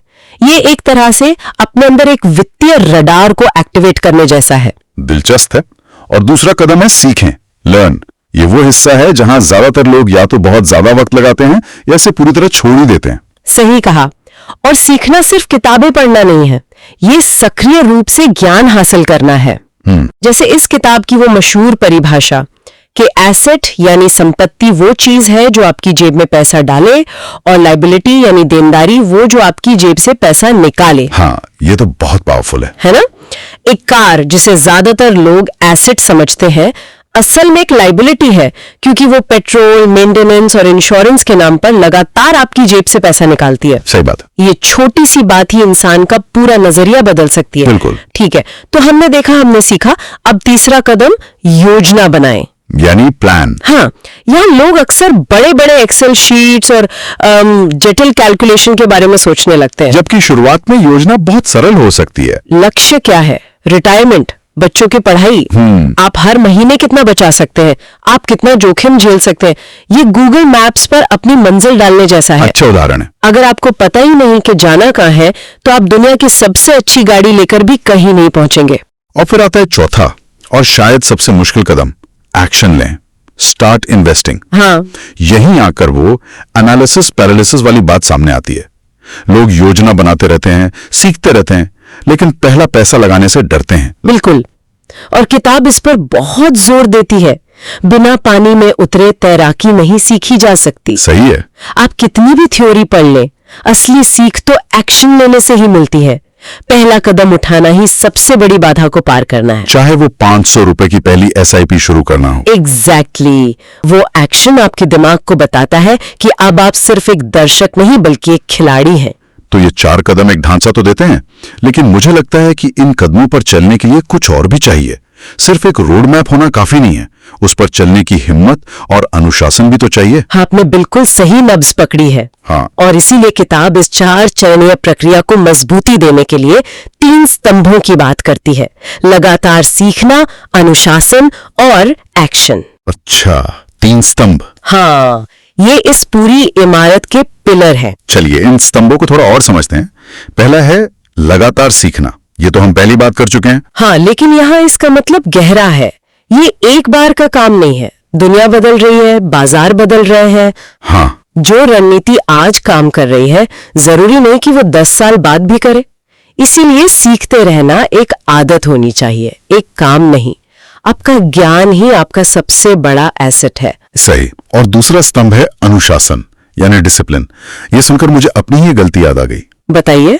जब मैंने पहली बार थोड़ा बहुत निवेश किया था, तो बाजार जरा सा गिरा और मैं डर के मारे सब बेचकर बाहर निकल गया। अरे! बाद में वही स्टॉक बहुत ऊपर गया। शायद उस वक्त इसी अनुशासन की कमी थी। ये कहानी लगभग हर निवेशक की है, और यहीं पर अनुशासन का असली रोल समझ में आता है। निवेश की दुनिया 2 ही भावनाओं पर चलती है, डर और लालच। डर और लालच। हाँ, ये सिर्फ भावनाएं नहीं है, ये हमारे दिमाग में बैठे कुछ बायस हैं। जब सब खरीद रहे होते हैं तो हमें फोमो यानी फियर ऑफ मिसिंग आउट होता है। हाँ, कि मैं पीछे ना रह जाऊं। बिल्कुल, वो एक तरह का झुंड में चलने का दबाव है। और जब बाजार गिरता है तो लॉस अवर्जन हावी हो जाता है। हमें 1000 रुपए खोने का दुख 1000 रुपए पाने की खुशी से कहीं ज्यादा महसूस होता है। तो अनुशासन असल में इन दिमागी शॉर्टकट के खिलाफ एक ढाल का काम करता है। एकदम। अनुशासन का मतलब है अपनी बनाई हुई योजना पर टिके रहना, चाहे बाहर कितना भी शोर क्यों ना हो। जब कोई दोस्त आकर कहता है कि इस चमत्कारी क्रिप्टो में पैसा लगा दो, 1 महीने में दोगुना हो जाएगा, तो आपका अनुशासन ही आपसे कहता है, रुको, क्या ये मेरी योजना का हिस्सा है? क्या मैंने इस पर रिसर्च की है? ये आपको भावनाओं के बहाव में बहने से बचाता है। बिल्कुल। और फिर तीसरा स्तंभ, एक्शन, जिस पर हम पहले भी बात कर चुके हैं। किताब इस पर इतना जोर क्यों देती है? क्योंकि इसके बिना बाकी सब कुछ सिर्फ एक बौद्धिक मनोरंजन है। अच्छा। आप दुनिया के सबसे बड़े वित्तीय ज्ञानी हो सकते हैं, लेकिन अगर आपका 1 भी रुपया कहीं निवेशित नहीं है तो आप निवेशक नहीं हैं। आप एक लाइब्रेरियन हैं। हाँ, आप एक लाइब्रेरियन हैं। एक्शन ही ज्ञान को अनुभव में बदलता है। आप गलतियां करते हैं और उन गलतियों से सीखते हैं। वो सीख वो किसी किताब में नहीं मिल सकती। तो अगर मैं इस पूरी बातचीत को समेटूं तो ये लग रहा है कि निवेश का राज किसी सीक्रेट फॉर्मूले में नहीं बल्कि एक मानसिकता बनाने में है। हाँ, ये छोटे कदमों से शुरू करने, अपनी समझ की नींव बनाने और फिर उस पर लगातार काम करते रहने के बारे में है। बिल्कुल। ये 4 कदम, देखें, सीखें, योजना बनाएं, एक्शन लें, असल में एक चक्र है, एक साइकिल है। साइकिल कैसे? आप एक्शन लेते हैं, उसके नतीजों को देखते हैं, उससे सीखते हैं, अपनी योजना को बेहतर बनाते हैं और फिर अगला एक्शन लेते हैं। ये प्रक्रिया जिंदगी भर चलती रहती है। तो ये कोई एक बार का कोर्स नहीं है बल्कि एक जीवन शैली है। सही पकड़ा। देखें, सीखें, योजना बनाएं, एक्शन लें, और इन सबको थामे रखने वाले 3 स्तंभ हैं: निरंतर सीखना, अटूट अनुशासन और कदम उठाने की हिम्मत यानी एक्शन। मुझे लगता है इस सलाह की सबसे अच्छी बात यह है कि ये बहुत सिंपल है और हर किसी पर हर जगह लागू होती है। मतलब सिर्फ स्टॉक मार्केट के लिए नहीं है? नहीं, बिल्कुल नहीं। ये रियल एस्टेट, अपना बिजनेस शुरू करने या किसी भी तरह की संपत्ति बनाने पर लागू होती है। ये इस बारे में नहीं है कि क्या खरीदना है, बल्कि इस बारे में है कि एक निवेशक बनने की पूरी प्रक्रिया के प्रति आपका नजरिया कैसा होना चाहिए। ये आपको मछली देना नहीं सिखाता, बल्कि मछली पकड़ना सिखाता है। और शायद यही वजह है कि ये किताब आज इतने सालों बाद भी उतनी ही प्रासंगिक है। बिल्कुल। क्योंकि ये इंसानी मनोविज्ञान और एक प्रक्रिया बनाने के महत्व पर आधारित है जो कभी नहीं बदलता। इस पूरी चर्चा ने निवेश की जो एक डरावनी तस्वीर बनी हुई थी उसे काफी हद तक आसान बना दिया है। उम्मीद तो यही है, मकसद डराना नहीं बल्कि रास्ता दिखाना है। इस बातचीत को खत्म करने से पहले एक आखिरी सवाल मेरे मन में घूम रहा है जो शायद हमारे श्रोता भी सोच रहे होंगे। पूछिए। हमने बात की कि सीखना और योजना बनाना निरंतर चलने वाली प्रक्रियाएं हैं, ये कभी खत्म नहीं होती। सही है। तो यहाँ एक उलझन पैदा होती है। अगर सीखना और योजना बनाना कभी खत्म ही नहीं होगा तो किसी इंसान को ये कैसे पता चलेगा कि अब एक्शन लेने यानी पहला कदम उठाने का सही समय आ गया है? कहीं ऐसा तो नहीं कि और सीख लूं के चक्कर में वो पहला कदम कभी उठाया ही ना जाए। फाइनेंशियल फ्रीडम, इसके बारे में पढ़ना, सोचना, वीडियो देखना एक बात है, लेकिन असल में उस रास्ते पर पहला कदम उठाना वो बिल्कुल दूसरी कहानी है। अक्सर हम जानकारी के समंदर में गोते लगाते रहते हैं, पर किनारे पर खड़े होकर यही सोचते हैं कि शुरू कहां से करें। आज की हमारी जो ये चर्चा है वो इसी दुविधा को तोड़ने पर है। ओके। कि ज्ञान को एक्शन में कैसे बदला जाए। और इसके लिए हमारे पास एक बहुत ही ठोस स्रोत है। हम मशहूर किताब रिच डैड पुअर डैड के 9वें अध्याय पर नजर डाल रहे हैं जी, जिसका नाम है still want more, here are some to dos. ये अध्याय किसी फिलॉसफी की क्लास नहीं बल्कि एक वर्कशॉप की तरह है, एक प्रैक्टिकल चेकलिस्ट। तो आज हमारा मिशन साफ है। लेखक के दिए इन कदमों को सिर्फ पढ़ना नहीं बल्कि उन्हें खोलकर समझना है। ये देखना है कि एक आम इंसान इन्हें अपनी जिंदगी में कैसे उतार सकता है। हाँ। हम सिर्फ क्या जानना है पर नहीं बल्कि अब असल में करना क्या है पर बात करेंगे। ओके। हमारा लक्ष्य है इस चर्चा के अंत तक एक डरे हुए दर्शक को एक आत्मविश्वासी खिलाड़ी में बदलने का रास्ता साफ करना। और ये रास्ता साफ करना इसलिए जरूरी है क्योंकि ये सूची सिर्फ पैसे कैसे कमाएं के बारे में नहीं है, ये उससे कहीं ज्यादा गहरी है। ये एक ढांचा है जो हमारी मानसिकता, हमारी आदतों और पैसे के साथ हमारे रिश्ते को बदलने पर जोर देता है। ये धन बनाने की प्रक्रिया को किसी रहस्यमयी कला की तरह नहीं, बल्कि एक सीखी जा सकने वाली स्किल की तरह पेश करता है। बिल्कुल। तो चलिए इस वर्कशॉप को शुरू करते हैं। पहला कदम जो लेखक बताते हैं वो सुनने में बेहद सरल लगता है। अपने लक्ष्य साफ करो। अब मेरा सवाल यह है कि ये सिर्फ ये कहने से कैसा अलग है कि हाँ मुझे अमीर बनना है, क्योंकि सच तो यह है कि अमीर तो लगभग हर कोई बनना चाहता है। ये कोई अनोखा लक्ष्य तो नहीं है। आपने बहुत सही नस पकड़ी है। हाँ। चाहने और लक्ष्य तय करने में जमीन आसमान का फर्क है। अच्छा। अमीर बनना एक धुंधली इच्छा है, एक सपना। इसमें कोई दिशा नहीं है। लेखक का जोर साफ या क्लियर शब्द पर है। एक साफ लक्ष्य, वो ठोस होता है, मापने योग्य और समय सीमा में बंधा होता है। कोई उदाहरण? उदाहरण के लिए, मुझे अमीर बनना है की जगह यह कहना कि मुझे अगले 5 सालों में रियल एस्टेट से किराए के रूप में हर महीने 50,000 रुपए की अतिरिक्त आय चाहिए, जो मेरी सैलरी पर निर्भर न हो। अच्छा, तो फर्क है धुंधले सपने और एक हाई डेफिनेशन तस्वीर का। एक ऐसा लक्ष्य जिसे आप नाप सकें, देख सकें और जिसकी तरफ बढ़ने का रास्ता बना सकें। लेकिन यहां एक सवाल मेरे मन में आता है। पूछिए। क्या बहुत ज्यादा स्पेसिफिक होना कभी कभी हमें अंधा भी बना सकता है? मान लीजिए मैंने रियल एस्टेट का लक्ष्य बनाया और मेरे सामने स्टॉक मार्केट का एक बेहतरीन मौका आ गया। जी। क्या मेरा कठोर लक्ष्य मुझे उस मौके को नजरअंदाज करने पर मजबूर नहीं करेगा? ये एक बहुत ही प्रैक्टिकल सवाल है। देखिए, एक स्पष्ट लक्ष्य जेल की दीवारें नहीं है, बल्कि ये एक फिल्टर है, एक कसौटी है। इसका काम आपको बांधना नहीं, बल्कि आपको भटकाव से बचाना है। ओके। जब आपके पास एक साफ लक्ष्य होता है तो आप हर अवसर को उस कसौटी पर कसते हैं। क्या ये अवसर मुझे मेरे अंतिम लक्ष्य के करीब ले जाएगा? अगर स्टॉक मार्केट का वो अवसर आपको आपके किराए की आय वाले लक्ष्य तक तेजी से पहुंचाने में मदद कर सकता है, शायद डाउन पेमेंट के लिए पैसा जुटाकर, बिल्कुल, तो वो आपके लक्ष्य के रास्ते में ही है। लेकिन अगर कोई दोस्त आपको किसी MLM स्कीम में फंसाने की कोशिश करे, तो आपका लक्ष्य आपको तुरंत ना कहने की हिम्मत देगा। ये एक कंपास की तरह है, सही, जो आपको आपकी उत्तर दिशा दिखाता है, भले ही रास्ते में आपको छोटे मोटे मोड़ लेने पड़े। समझ गया। तो लक्ष्य एक लकीर नहीं बल्कि एक दिशा है। बिल्कुल। ठीक है, तो मान लीजिए कंपास सेट हो गया, मंजिल साफ दिख रही है, लेकिन सफर के लिए रास्ते का नक्शा भी तो चाहिए। और मुझे लगता है यहीं लेखक का दूसरा कदम आता है, जो है बाजार पर नजर रखो। जब मैं ये सुनता हूं तो मेरे दिमाग में न्यूज चैनलों पर चलने वाली वो लाल हरी पट्टियां घूमने लगती हैं। क्या लेखक का मतलब यही है कि हम दिन भर स्क्रीन से चिपके रहें? ये एक बहुत आम गलत फहमी है। अच्छा। लेखक के लिए बाजार का मतलब सिर्फ दलाल स्ट्रीट नहीं है। इसका दायरा बहुत बड़ा है। इसका असली मतलब है अपने चारों ओर की दुनिया के प्रति एक गहरी जिज्ञासा रखना। एक आर्थिक जासूस बनना। हाँ, एक तरह से। उदाहरण के लिए सिर्फ ये देखना नहीं कि सेंसेक्स ऊपर गया या नीचे, बल्कि ये समझना कि भारत सरकार की गति शक्ति योजना के तहत जो नए इंडस्ट्रियल कॉरिडोर बन रहे हैं, उनके आसपास के छोटे शहरों में लॉजिस्टिक्स और वेयरहाउसिंग की क्या संभावनाएं पैदा हो रही हैं। वाह, ये एक बेहतरीन उदाहरण है। मतलब बड़ी तस्वीर को जमीनी हकीकत से जोड़ना, पॉलिसी की खबर को अपने मोहल्ले के अफसर से जोड़कर देखना। बिल्कुल, ये सिर्फ डेटा देखने के बारे में नहीं है, बल्कि पैटर्न को पहचानने के बारे में है। आपके शहर में मेट्रो का नया रूट कहाँ बन रहा है? क्या उससे किसी इलाके की कमर्शियल प्रॉपर्टी की मांग बढ़ेगी? आपके ऑफिस के आसपास लोग दोपहर के खाने के लिए एक स्वस्थ विकल्प ढूंढ रहे हैं। क्या ये एक छोटे व्यवसाय का अवसर हो सकता है? हो सकता है। बाजार पर नजर रखने का मतलब है अपनी आंखें और कान हमेशा खुले रखना। ये एक निष्क्रिय निवेशक की तरह स्क्रीन देखने से कहीं ज्यादा सक्रिय और जमीनी काम है। ये अवसर ढूंढने की कला है। बाजार को देखना और उसमें पैटर्न ढूंढना, ये तभी संभव है जब आपको पता हो कि आप ढूंढ क्या रहे हैं।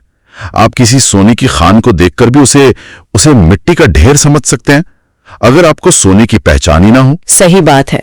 शायद इसीलिए लेखक का तीसरा और शायद सबसे जरूरी कदम है अपनी वित्तीय शिक्षा बढ़ाओ। लेकिन आज के दौर में जहां हर दूसरा यूट्यूबर फाइनेंशियल गुरु बना हुआ है, असली ज्ञान और सेल्स पिच के बीच एक आम इंसान फर्क कैसे करे? आपने आज के समय की सबसे बड़ी चुनौती सामने रखी है। और इसका जवाब लेखक के दर्शन में ही छिपा है। वित्तीय शिक्षा का मतलब महंगे कोर्स खरीदना या जटिल सर्टिफिकेट हासिल करना नहीं है। तो फिर क्या है? इसकी शुरुआत होती है सबसे बुनियादी सिद्धांत से। संपत्ति यानी एसेट्स और देनदारियां यानी लायबिलिटीज के बीच के फर्क को अपनी आत्मा में उतार लेना। वो क्लासिक रिच डैड परिभाषा। संपत्ति वो है जो आपकी जेब में पैसा डालती है और देनदारी वो है जो आपकी जेब से पैसा निकालती है। सुनने में तो बहुत सरल है। सुनने में सरल है, लेकिन इसे जीवन में लागू करना सबसे मुश्किल। एक महंगा फोन एक देनदारी है, पर लोग उसे स्टेटस सिंबल मानते हैं। एक घर जिसमें आप खुद रहते हैं और जिसकी ईएमआई भर रहे हैं, वो एक देनदारी है, पर हम उसे अपनी सबसे बड़ी संपत्ति मानते हैं। सही। इस एक फर्क को गहराई से समझना किसी भी डिग्री से ज्यादा शक्तिशाली है। और जहां तक सीखने के स्रोत का सवाल है, तो वो आपके लक्ष्य पर निर्भर करता है। अगर आपका लक्ष्य रियल एस्टेट है, तो उस विषय पर लिखी गई क्लासिक किताबें पढ़िए, सफल रियल एस्टेट निवेशकों के इंटरव्यू देखिए। मतलब फोकस्ड लर्निंग। हाँ, अगर आपका लक्ष्य स्टॉक मार्केट है, तो वॉरेन बफे और पीटर लिंच को पढ़िए। मतलब ज्ञान को बिखेरने की बजाय उसे अपने लक्ष्य पर केंद्रित कीजिए। अपने दिमाग को अपनी सबसे बड़ी संपत्ति समझिए और उसमें निवेश कीजिए। अपने दिमाग में निवेश करें, ये बात बहुत शक्तिशाली है। ठीक है, तो हमने अपने दिमाग पर काम किया, लक्ष्य तय किए, बाजार को समझना शुरू किया। अभी तक ये सब एक अकेले इंसान का सफर लग रहा है, लेकिन अब लेखक एक ऐसा मोड़ लेते हैं जो इस पूरी प्रक्रिया को सामाजिक बना देता है। चौथा कदम है नेटवर्किंग सुधारो। मुझे सच में ये स्वीकार करने में कोई शर्म नहीं है कि नेटवर्किंग शब्द सुनते ही मुझे थोड़ा अजीब लगता है। ऐसा लगता है जैसे किसी मतलब के लिए जबरदस्ती लोगों से बात करनी है। इस प्रक्रिया को प्रामाणिक कैसे बनाया जा सकता है? आपका ये महसूस करना बिल्कुल स्वाभाविक है, क्योंकि हम अक्सर नेटवर्किंग को मतलब परस्ती से जोड़कर देखते हैं। हाँ, लेकिन लेखक के संदर्भ में इसका मतलब बिजनेस कार्ड इकट्ठा करना नहीं है, बल्कि अपना एक मास्टर माइंड बनाना है। मास्टरमाइंड यानी ऐसे लोगों का एक समूह जो आपसे ज्यादा जानते हैं, जो उस रास्ते पर चल चुके हैं जिस पर आप चलना चाहते हैं। तो ये आप मेरे लिए क्या कर सकते हैं के बारे में कम और हम एक दूसरे से क्या सीख सकते हैं के बारे में ज्यादा है। बिल्कुल। सोचिए, आपको किसी प्रॉपर्टी में निवेश करना है। एक अच्छा रियल एस्टेट एजेंट, एक भरोसेमंद वकील और एक अनुभवी निवेशक का नेटवर्क आपको उन गलतियों से बचा सकता है जो शायद आपको लाखों का नुकसान पहुंचा दें। ये तो है। और आज के डिजिटल युग में यह जरूरी नहीं कि आप बड़े बड़े सेमिनारों में ही जाएं। ये एक ऑनलाइन फोरम हो सकता है, आपके शहर का एक छोटा सा इन्वेस्टर क्लब हो सकता है, या सिर्फ आपके वो दोस्त हो सकते हैं जो भी इस सफर में आपके साथ हैं। ओके। इसका असली मकसद है अपने विचारों के बुलबुले से बाहर निकलना, क्योंकि बेहतरीन अवसर और चेतावनियां दोनों ही अक्सर लोगों के जरिए आती हैं, किताबों से नहीं। ये एक बहुत ही अहम बात है। हम अक्सर पैसों के सफर को एक अकेले की लड़ाई समझ लेते हैं, जबकि ये एक टीम गेम हो सकता है। सही। ठीक है, तो हमने लक्ष्य तय किए, बाजार को समझा, खुद को शिक्षित किया और एक नेटवर्क भी बना लिया।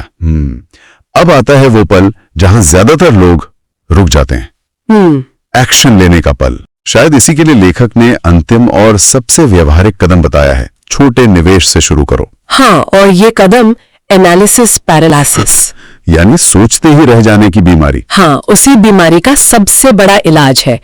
इसका वित्तीय फायदे से कहीं ज्यादा मनोवैज्ञानिक फायदा है। जब आप छोटे निवेश से शुरुआत करते हैं, तो आप असफलता के डर को लगभग खत्म कर देते हैं। लेकिन यहां मैं आपको थोड़ा रोकना चाहूंगा। जरूर। क्या वाकई कुछ हजार रुपए का निवेश हमें कुछ सिखाता है? जब दांव पर इतना कम लगा हो, तो क्या हम असल में बाजार की साइकोलॉजी को महसूस कर पाते हैं, या ये सिर्फ एक एकेडमिक एक्सरसाइज बनकर रह जाता है जिसमें कोई असली इमोशन शामिल नहीं होता? ये एक शानदार सवाल है, और इसका जवाब है नहीं। आप 5,000 रुपए के निवेश से वो डर महसूस नहीं करेंगे जो आप 5 लाख के निवेश पर करते हैं। तो फिर फायदा क्या? लेकिन शुरुआती दौर में वो लक्ष्य है ही नहीं। शुरुआती लक्ष्य है प्रक्रिया की, क्या कहते हैं, मसल मेमोरी। Muscle memory. हाँ, डीमैट अकाउंट कैसे खोलते हैं, पहला स्टॉक ऑर्डर कैसे प्लेस करते हैं, SIP कैसे सेट करते हैं, रिसर्च के लिए कौन सी वेबसाइट देखनी है। छोटे निवेश आपको कम लागत में ये सब सीखने का मौका देते हैं। ये तैराकी सीखने जैसा है। अच्छा। आप सीधे गहरे समंदर में नहीं कूदते, पहले स्विमिंग पूल के उथले हिस्से में हाथ पैर मारना सीखते हैं। तो ये एक तरह की ट्यूशन फीस है जो आप बाजार को देते हैं ताकि वो आपको अपने नियम सिखा सके। बिल्कुल। बिल्कुल सही शब्द। मुझे अपना पहला अनुभव याद है। मैंने कॉलेज के दिनों में सिर्फ 2000 रुपए एक स्टॉक में लगाए थे, जिसके बारे में मुझे कुछ नहीं पता था। और वो पैसे डूब गए। लेकिन उन 2000 रुपए ने मुझे जो सबक सिखाया कि बिना रिसर्च के निवेश जुआ है, वो किसी किताब से नहीं मिल सकता था। वो मेरी ट्यूशन फीस थी। छोटे निवेश आपको खेल में उतारते हैं, और एक बार जब आप खेल का हिस्सा बन जाते हैं तो आपका सीखने का तरीका हमेशा के लिए बदल जाता है। तो इन सभी 5 बिंदुओं को एक साथ पिरो कर देखें तो ये एक लिस्ट नहीं बल्कि एक पूरा एक चक्र नजर आता है। ये एक साफ दिमाग यानी लक्ष्य से शुरू होता है, फिर अपनी आंखें खोलता है यानी बाजार का निरीक्षण, अपने औजारों को तेज करता है यानी शिक्षा, अपने साथी ढूंढता है यानी नेटवर्क, और फिर आखिरकार मैदान में पहला छोटा लेकिन साहसी कदम रखता है, एक्शन। और ये चक्र बार बार चलता रहता है। आपने इसे बिल्कुल सही तरीके से सारांशित किया है। ये सूची एक निष्क्रिय पाठक को एक सक्रिय खिलाड़ी में बदलने के लिए ही डिजाइन की गई है। ये धन निर्माण को एक पहाड़ जैसी डरावनी चीज दिखाने के बजाय उसे छोटे छोटे चढ़े जा सकने वाले कदमों की एक श्रृंखला में तोड़ देती है। ये कहती है कि आपको सब कुछ एक साथ जानने की जरूरत नहीं है, बस शुरू करो, छोटा शुरू करो और रास्ते में सीखते जाओ। तो इन सभी व्यावहारिक कदमों को जानने के बाद असली सवाल ये नहीं है कि लोगों को क्या रोक रहा है। हम जानते हैं कि ये अक्सर जानकारी की कमी से ज्यादा एक्शन लेने का डर होता है। हाँ, वो डर। तो शायद सोचने वाली बात यह है कि उस डर को, उस हिचकिचाहट को तोड़ने के लिए सबसे छोटा, लगभग तुच्छ लगने वाला वो कौन सा एक कदम हो सकता है जिसे कोई भी आज ही इसी वक्त उठा सकता है? क्या वो किसी एक कंपनी के बैलेंस शीट देखना है? क्या वो सिर्फ एक एसआईपी के बारे में पढ़ना है? या शायद सिर्फ एक कागज पर अपना एक साफ वित्तीय लक्ष्य लिखना है? तो आज हम उस रास्ते को समझने की कोशिश करेंगे जो एक सैलरी के जाल से निकलकर सच्ची वित्तीय आजादी तक जाता है। और किताब के हिसाब से इस रास्ते के 3 बड़े पड़ाव हैं। और पहला पड़ाव वो हमारे बैंक अकाउंट में नहीं बल्कि हमारे सोचने के तरीके में ही छिपा है। पहला आइडिया है, वेल्थ एक माइंडसेट है, मतलब धन एक मानसिकता है। अब ये सुनने में थोड़ा सेल्फ हेल्प जैसा लगता है। हाँ, बहुत आम धारणा है ये कि क्या सिर्फ अमीर सोचने से कोई अमीर बन जाता है? इसका एक्चुअली मतलब क्या है? ये एक बहुत कॉमन कंफ्यूजन है। जब किताब कहती है वेल्थ इज अ माइंडसेट, तो इसका मतलब द सीक्रेट वाली पॉजिटिव थिंकिंग से बिल्कुल नहीं है। अच्छा। ये दुनिया को देखने का और खास तौर पर पैसे और अवसरों को देखने का एक फंडामेंटल शिफ्ट है। ये इस आइडिया को चैलेंज करता है कि अमीर बनने के लिए एक हाई पेइंग जॉब ही सब कुछ है। बल्कि ये कहता है कि एक कम सैलरी वाला इंसान जिसके पास सही माइंडसेट है, वो एक ज्यादा सैलरी वाले से कहीं ज्यादा अमीर बन सकता है जिसके पास गलत माइंडसेट है। ओके, तो इस माइंडसेट को थोड़ा और अनपैक करते हैं। ये एक आम सैलरीड प्रोफेशनल के माइंडसेट से अलग कैसे है? ज्यादातर लोग तो यही सोचते हैं कि एक सिक्योर जॉब, रेगुलर इंक्रीमेंट्स, यही सब तो फाइनेंशियल सक्सेस का रास्ता है। और देखिए, इसमें कुछ गलत नहीं है, पर ये अधूरा है। अधूरा है। हाँ, एक ट्रेडिशनल माइंडसेट सुरक्षा के इर्द गिर्द घूमता है। Job security, predictable income. ये माइंडसेट डर से चलता है, नौकरी खोने का डर, बिल न चुका पाने का डर। इसीलिए लोग जोखिम से बचते हैं। सही बात है। इसके बिल्कुल ऑपोजिट वेल्थ माइंडसेट अवसरों पर फोकस करता है। ये डर से नहीं बल्कि क्यूरियोसिटी से चलता है। एक पुअर माइंडसेट वाला व्यक्ति जब कोई महंगी चीज देखता है तो कहता है मैं इसे अफोर्ड नहीं कर सकता, और बात खत्म। हाँ, बात खत्म। लेकिन रिच माइंडसेट वाला व्यक्ति पूछता है मैं इसे कैसे अफोर्ड कर सकता हूं। ये एक छोटा सा बदलाव है। बिल्कुल, ये एक छोटा सा सवाल आपके दिमाग को बंद करने के बजाय समाधान खोजने के लिए खोल देता है। यह नौकरी को मंजिल नहीं बल्कि उस मंजिल तक पहुंचने का एक फ्यूल स्टेशन मानता है। फ्यूल स्टेशन, जहां से आप अपनी गाड़ी में एसेट्स का फ्यूल भरवाते हैं। मैं आपकी बात समझ रहा हूं कि ये संभावनाओं को देखने का नजरिया है, लेकिन क्या इसमें खतरा नहीं है? कैसा खतरा? क्या ये how can I afford it वाला नजरिया लोगों को बिना सोचे समझे बड़े जोखिम लेने या मतलब कर्ज में डूबने के लिए उकसा सकता है, खासकर अगर उनके पास सही वित्तीय ज्ञान ना हो तो? दैट्स अ ग्रेट पॉइंट, और ये इस कॉन्वर्सेशन को हमारे दूसरे और शायद सबसे इंपॉर्टेंट आइडिया पर ले आता है। अच्छा, माइंडसेट अकेला काफी नहीं है, उसे सही डायरेक्शन चाहिए। और वो डायरेक्शन है?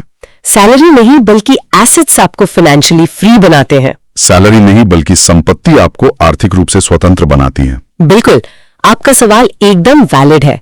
बिना फाइनेंशियल नॉलेज के how can I afford it सोचना आपको क्रेडिट कार्ड के कर्ज में डुबो सकता है। हाँ। लेकिन फाइनेंशियल नॉलेज के साथ यही सवाल आपको इन्वेस्टमेंट अपॉर्चुनिटीज ढूंढने पर मजबूर कर देगा। तो यहीं पर वो फेमस एसेट वर्सेस लायबिलिटी वाला कॉन्सेप्ट आता है। हाँ बिल्कुल। मुझे याद है जब मैंने पहली बार ये पढ़ा था तो मैं थोड़ा कंफ्यूज हो गया था। मेरा अपना घर, जिसे मैं अपनी सबसे बड़ी संपत्ति मानता था, उसे किताब एक लायबिलिटी कह रही थी। ज्यादातर लोग होते हैं। तो क्या आप इस विरोधाभास को थोड़ा और समझा सकती हैं, क्योंकि ये पचाना आज भी बहुत लोगों के लिए मुश्किल है। बिल्कुल, और ये कंफ्यूजन ही फाइनेंशियल इलिटरेसी का सबसे बड़ा साइन है। किताब के अनुसार डेफिनेशन बहुत ब्रूटल और सिंपल है। क्या है? एसेट वो है जो आपकी जेब में पैसा डाले, लायबिलिटी वो है जो आपकी जेब से पैसा निकाले, पीरियड। बस इतना ही? हाँ, कोई इमोशन नहीं, कोई सोशल स्टेटस नहीं। आपका घर जिसमें आप रह रहे हैं हर महीने आपकी जेब से पैसा निकालता है। EMI, property tax, maintenance, insurance, सब कुछ। इसीलिए कैश फ्लो के नजरिए से ये एक लायबिलिटी है। लेकिन इसकी कीमत तो बढ़ती है। हाँ, इसकी वैल्यू अप्रिशिएट हो सकती है, लेकिन जब तक आप इसे बेच नहीं देते या आपकी जेब से पैसा निकाल ही रहा है। अच्छा, तो फिर एसेट का एक अच्छा उदाहरण क्या होगा? एक ऐसा घर जिसे आपने किराए पर दिया हुआ है और जिसका किराया आपकी ईएमआई और दूसरे खर्चों से ज्यादा है, वो एक एसेट है। ओके। स्टॉक्स जो आपको डिविडेंड्स देते हैं, वो एसेट है।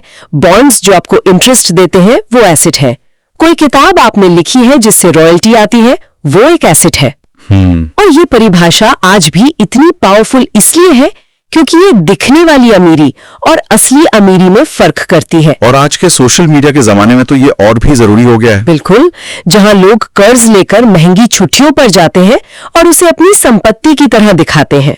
किताब हमें उस दिखावे के पीछे की असल गणित देखने को मजबूर करती है। इसका मतलब असली लक्ष्य सिर्फ सैलरी बढ़ाना नहीं बल्कि एक डाइवर्सिफाइड एसेट कॉलम बनाना है। एग्जैक्टली। क्या किताब इस पर भी बात करती है कि किस तरह के एसेट्स पर ध्यान देना चाहिए, जैसे रियल एस्टेट, स्टॉक्स या फिर आज के जमाने में इंटेलेक्चुअल प्रॉपर्टी? किताब मुख्य रूप से 4 कैटेगरीज पर फोकस करती है। Business, real estate, paper assets मतलब स्टॉक्स, बॉन्ड्स और कमोडिटीज, गोल्ड, सिल्वर। हाँ, लेकिन इसका कोर प्रिंसिपल आज भी उतना ही रेलेवेंट है। आपका यूट्यूब चैनल अगर वो एड रेवेन्यू से आपकी जेब में पैसा डाल रहा है तो वो 100% एक एसेट है। सही है। आपका ऑनलाइन कोर्स एक फैंटास्टिक एसेट है। इनफैक्ट आज के डिजिटल एज में एसेट बनाना पहले से कहीं ज्यादा एक्सेसिबल हो गया है। आपको एक फैक्ट्री लगाने की जरूरत नहीं है। आप एक लैपटॉप से भी एक कैश फ्लोइंग एसेट बना सकते हैं। The key is to shift your focus from working for money to making your money and assets work for you. तो अगर हम ये मान लें कि एसेट्स बनाना ही असली लक्ष्य है, हाँ। तो अगला सवाल सीधा यही उठता है कि शुरुआत कैसे करें? क्योंकि सिर्फ ये जान लेना कि एसेट जरूरी है काफी नहीं है। यहीं पर शायद हमारा तीसरा पॉइंट काम आता है। Exactly. और ये इस पूरी जर्नी का सबसे मुश्किल हिस्सा है। अच्छा। तीसरा आइडिया है सही नॉलेज और कंसिस्टेंट एक्शन ही रियल सक्सेस देता है। यहाँ 2 कीवर्ड्स हैं, सही नॉलेज और कंसिस्टेंट एक्शन। ये दोनों एक दूसरे के बिना अधूरे हैं। तो पहले सही नॉलेज की बात करते हैं। इसका मतलब क्या कोई एकेडमिक क्वालिफिकेशन है, एक MBA in finance? Not at all. किताब इसे फाइनेंशियल लिटरेसी या फाइनेंशियल इंटेलिजेंस कहती है। ये एकेडमिक स्मार्ट से बिल्कुल अलग है। तो ये है क्या? ये स्ट्रीट स्मार्ट्स है पैसे को लेकर। इसका मतलब है 4 बेसिक स्किल्स को समझना: accounting, investing, understanding markets and law. Accounting मतलब फाइनेंशियल स्टेटमेंट्स पढ़ना? हाँ, इनकम और एक्सपेंस, एसेट और लायबिलिटी के बीच का फर्क समझना। इन्वेस्टिंग मतलब पैसे से पैसा बनाने की science and art. Understanding markets मतलब सप्लाई और डिमांड के फंडामेंटल्स को समझना। एंड लॉ यानी टैक्स एडवांटेजेस और कॉर्पोरेट स्ट्रक्चर्स को समझना ताकि आप अपने एसेट्स को प्रोटेक्ट कर सकें। और हमारा स्कूल सिस्टम हमें ये सब नहीं सिखाता? बिल्कुल नहीं। इसलिए ये नॉलेज हमें खुद प्रोएक्टिवली ढूंढना पड़ता है। लेकिन नॉलेज वाले हिस्से से ज्यादा मुश्किल मुझे कंसिस्टेंट एक्शन वाला हिस्सा लगता है। हाँ, वो है। आज इंटरनेट पर फाइनेंशियल एडवाइस की कोई कमी नहीं है। लोग जानते हैं कि उन्हें इन्वेस्ट करना चाहिए, SIP शुरू करनी चाहिए, लेकिन फिर भी सालों तक टालते रहते हैं। उस जानकारी और अमल के बीच में क्या रुकावट है?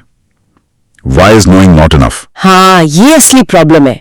जानना एक बात है पर एक्चुअली उसे करना बिल्कुल दूसरी। नॉलेज और एक्शन के बीच का जो ये गैप है, उसके पीछे अक्सर 3 बड़े विलन होते हैं। 3 विलन? हाँ, पहला, जैसा हमने पहले बात की, है डर, पैसा खोने का डर। लोग बाजार के उतार चढ़ाव से इतना डर जाते हैं कि वो कभी शुरुआत ही नहीं कर पाते। सही है। दूसरा है सिनिसिज्म या शक। लोग हमेशा सोचते हैं अगर ये इतना आसान होता तो सब कर रहे होते।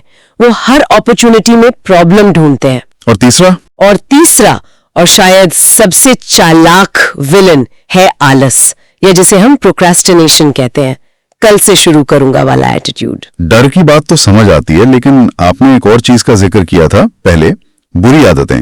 हाँ, इसमें एक टर्म आता है लाइफस्टाइल इन्फ्लेशन, जो मुझे लगता है ज्यादा खतरनाक है क्योंकि वो महसूस ही नहीं होता। एब्सोल्युटली, लाइफस्टाइल इन्फ्लेशन एक साइलेंट वेल्थ किलर है। जैसे आपकी सैलरी बढ़ती है, आप अपना खर्चा भी बढ़ा देते हैं, बड़ी गाड़ी, बड़ा घर, महंगे रेस्टोरेंट्स। नेट रिजल्ट, आप फाइनेंशियली वहीं के वहीं लेते हैं, बस आपका पिंजरा सोने का हो जाता है। तो इससे बचने के लिए कोई व्यावहारिक कदम? किताब का एक कोर प्रिंसिपल जो इससे लड़ने में मदद करता है वो है पे योरसेल्फ फर्स्ट। इसका मतलब ये नहीं है कि बिल चुकाने के बाद जो बचे उसे सेव करो। इसका मतलब है जैसे ही सैलरी आए, सबसे पहले एक प्री डिसाइडेड अमाउंट अपने इन्वेस्टमेंट अकाउंट में डालो एसेट्स खरीदने के लिए। अच्छा। उसके बाद जो बचे उससे अपने खर्चे चलाओ। ये एक सिंपल मेंटल शिफ्ट है, from spending then saving to saving then spending. ये आपको डिसिप्लिन सिखाता है और लाइफस्टाइल इन्फ्लेशन को कंट्रोल में रखता है। तो ये एक मैराथन है, स्प्रिंट नहीं।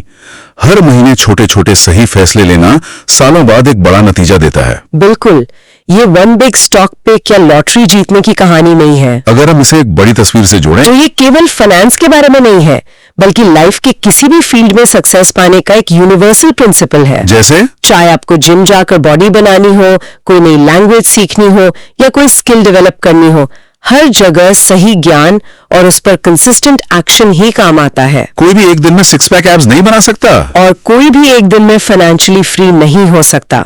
फाइनेंशियल सक्सेस अनुशासन, धैर्य और लगातार सीखने की आदत की मांग करती है। It's a game of habits, not grand gestures. बहुत खूब। तो आज की चर्चा को अगर हम संक्षेप में देखें तो ये एक चेकलिस्ट नहीं बल्कि एक जर्नी है। बिल्कुल। It starts with a mindset shift, डर की जगह अवसरों को देखना, फिर उस माइंडसेट को सही दिशा देना, सैलरी के लिए काम करने के बजाय एसेट्स बनाने के लिए काम करना, ऐसी चीजें जो आपकी जेब में पैसा डालें, और अंत में उस एसेट बिल्डिंग इंजन को फ्यूल करना through financial knowledge and consistent action. हाँ, डर और आलस पर काबू पाना और पे योरसेल्फ फर्स्ट जैसी आदतों को अपनी लाइफ का हिस्सा बनाना, ये तीनों चीजें मिलकर एक पावरफुल लूप बनाती हैं जो आपको धीरे धीरे फाइनेंशियल फ्रीडम की ओर ले जाता है। तो इन सब का क्या मतलब है? इसका मतलब ये है कि ये विचार किसी को भी अपनी वित्तीय यात्रा शुरू करने के लिए एक ढांचा प्रदान करते हैं, चाहे उनकी करंट इनकम कुछ भी हो। ये सोच को मैं और कैसे कमा सकता हूं से बदलकर मैं अपनी कमाई से संपत्ति कैसे बना सकता हूं की ओर ले जाता है। ये एक बहुत बड़ा बदलाव है। अगर आज किसी की आमदनी, चाहे वो नौकरी से हो या बिजनेस से, पूरी तरह से बंद हो जाए, तो उनके बनाए हुए एसेट्स उन्हें कितने दिनों, हफ्तों या महीनों तक संभाल सकते हैं? वाह! इस एक सवाल का जवाब अक्सर किसी की वित्तीय स्वतंत्रता की सच्ची तस्वीर दिखा देता है। The number that comes out of that calculation, that's your real financial report card, not your salary slip. और ये सवाल हमें ये समझने पर मजबूर करता है कि हम अपनी नौकरी पर कितने निर्भर हैं और हमारी वित्तीय नींव वास्तव में कितनी मजबूत है।